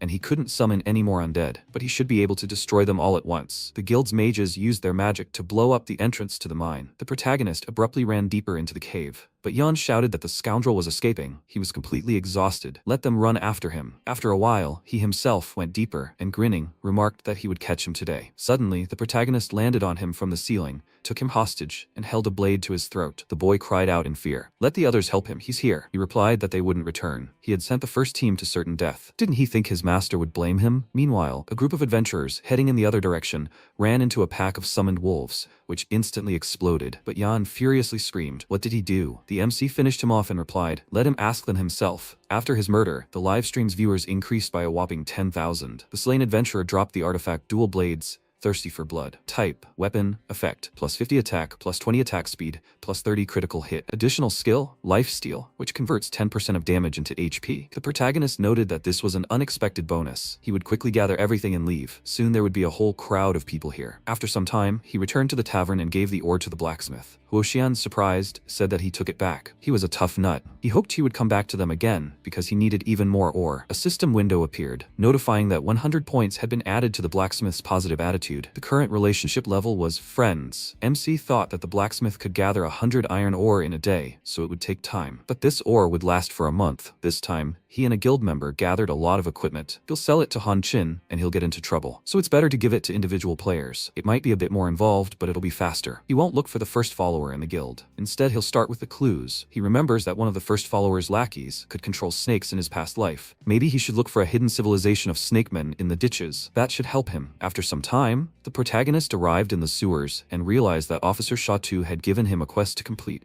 requiring him to kill 30 rat souls. It's not difficult, but there's a hidden dungeon in the ditches. He attacked a rat monster and wondered if there was a snake demon's lair. In the hidden dungeon, he can find a grain of flesh and blood. It's a rare item that can increase attribute power. The hidden dungeon has a limited number of attempts per week. As soon as people find out about him, the whole town will come running. So he needs to summon the undead to close the entrance to the hidden dungeon beforehand. The room with the snakes is the hidden dungeon. He knows it's connected to the snakes in the gutters. After some time, the protagonist arrived at the right place. Suddenly, a powerful explosion of water was heard, and a level 60 king snake from the underworld slithered toward him. He worriedly wondered if this creature was also from the snake people civilization. How could it have such a high level? It would kill him in one blow. The protagonist activated the stealth skill and thought that he needed to avoid attacks, otherwise he would die and lose his level and all his equipment. But stealth was useless here. He would try to use everything around him. He began to try to escape the monster, but the snake persistently pursued him. MC tried to parry the blow, but failed, exclaiming that he couldn't block its attacks. He summoned a thunder scorpion and thought he needed to buy himself some time. He had to use magic against magic. He didn't believe he couldn't handle it. The snake was distracted by the scorpions, allowing him to escape. After that, the protagonist emerged and declared that even such a monster wouldn't frighten anyone here. After all,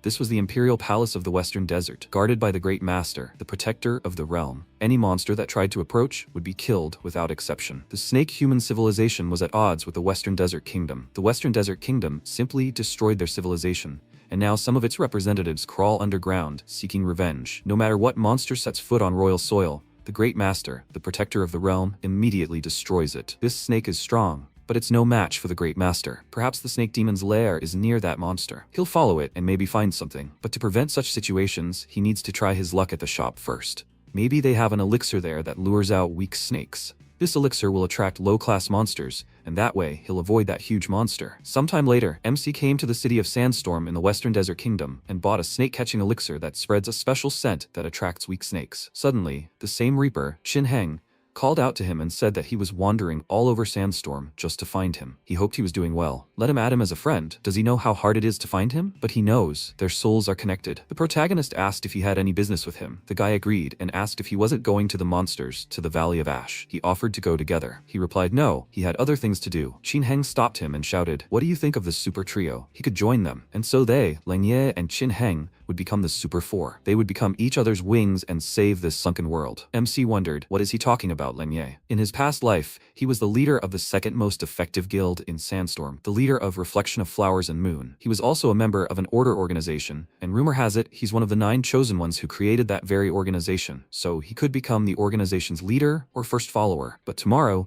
the number of attempts to enter the dungeon would reset, and if he didn't go, he'd lose his profits. He'd better collect his reward first, and then contact Ling Yu. He accepted the friend request and said they'd go to the dungeon together next time. He really had things to do, so he'd go. The Reaper happily said he'd be waiting for his message. After some time, the protagonist arrived at the dungeon entrance and mused that, judging by his past life experience, snakes would appear right before the entrance to the hidden dungeon. He looked for traces of the giant snake. At that moment, smaller snakes appeared near his feet. He wondered if these snakes were real monsters in the serpent demon's lair, but he should be careful in case something unexpected happened. The protagonist destroyed the door and entered a hidden dungeon, the serpent demon's lair. A level 10 serpent demon larva appeared before him with 1000 HP, 100 attack, and 10 defense. Its skill was Clot of Flesh and Blood. The serpent demon larva absorbs grains of flesh and blood. This grants plus 50 HP. MC summoned a thunder scorpion to destroy the small snakes. After a successful battle, a system window appeared asking if he wished to consume a grain of flesh and blood. This increases the player's attribute level from 1 to 5. If consumed by a human, it increases their tolerance level. He consumed 1 grain and remarked,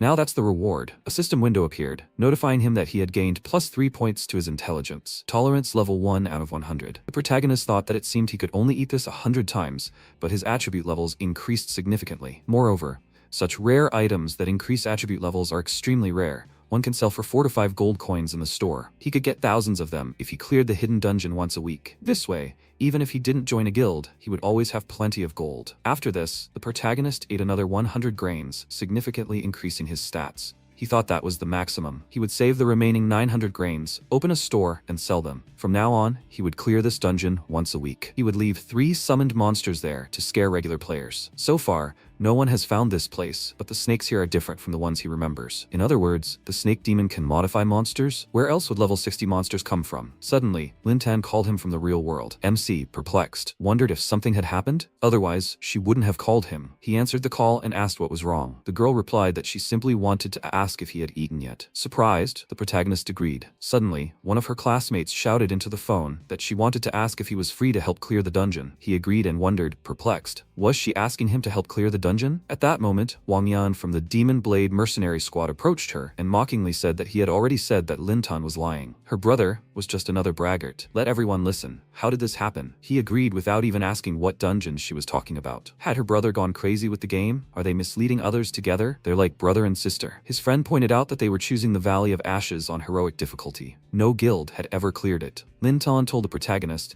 that they needed to clear the Valley of Ashes on heroic difficulty. Wang Yan, with a sly smile, exclaimed, "Stop lying. Her brother spends all day playing, and she's a petty liar. It seems her parents aren't such good people to have such a terrible daughter." The protagonist told her not to waste her energy. He was going to the Valley of Ashes now.